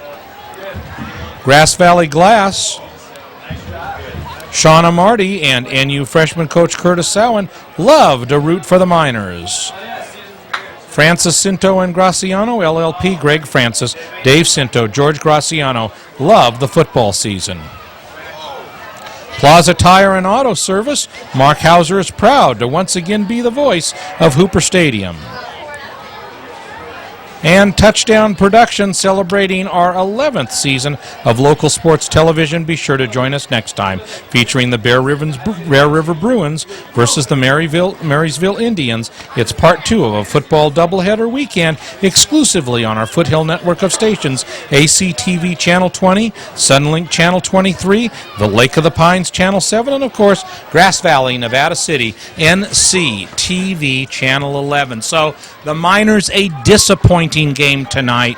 They fall by 13 here on their home turf, Hooper Stadium. They'll be on the road here for a couple of weeks and a little bit more to work on. And although there may be a lot of criticism and critique of this Miners team, you have to remember that it's the regular season that really counts, and this team is progressing almost every week. So we'll continue to follow the Miners as we head through this football season and hopefully also into the postseason. Our executive producer director tonight, Gilbert M. Dominguez. Titles and replay by Maverick King. Announcer tonight, my pleasure to bring you the game, Jim Adams. Don't get to go solo too often, especially for 3 hours. Our camera operators, Chris Glass, Casey Dominguez, Daniel Langley, and Sean Kasharski. Office manager and photographer Lynn Dominguez. Technical engineer Paula Mikowski. Remote facilities brought to you by Commander 2. Commander 2 Maintenance, Plaza Tire and Auto Service. And Touchdown Productions is on Penstock Drive in Grass Valley. Write us at gil@touchdownproductions.com. So for Gil Dominguez and our entire Touchdown Productions team, this is Jim Adams reminding you that you've been watching exclusive coverage of Nevada Union Miners football on the Touchdown Productions television network. Good night, everybody.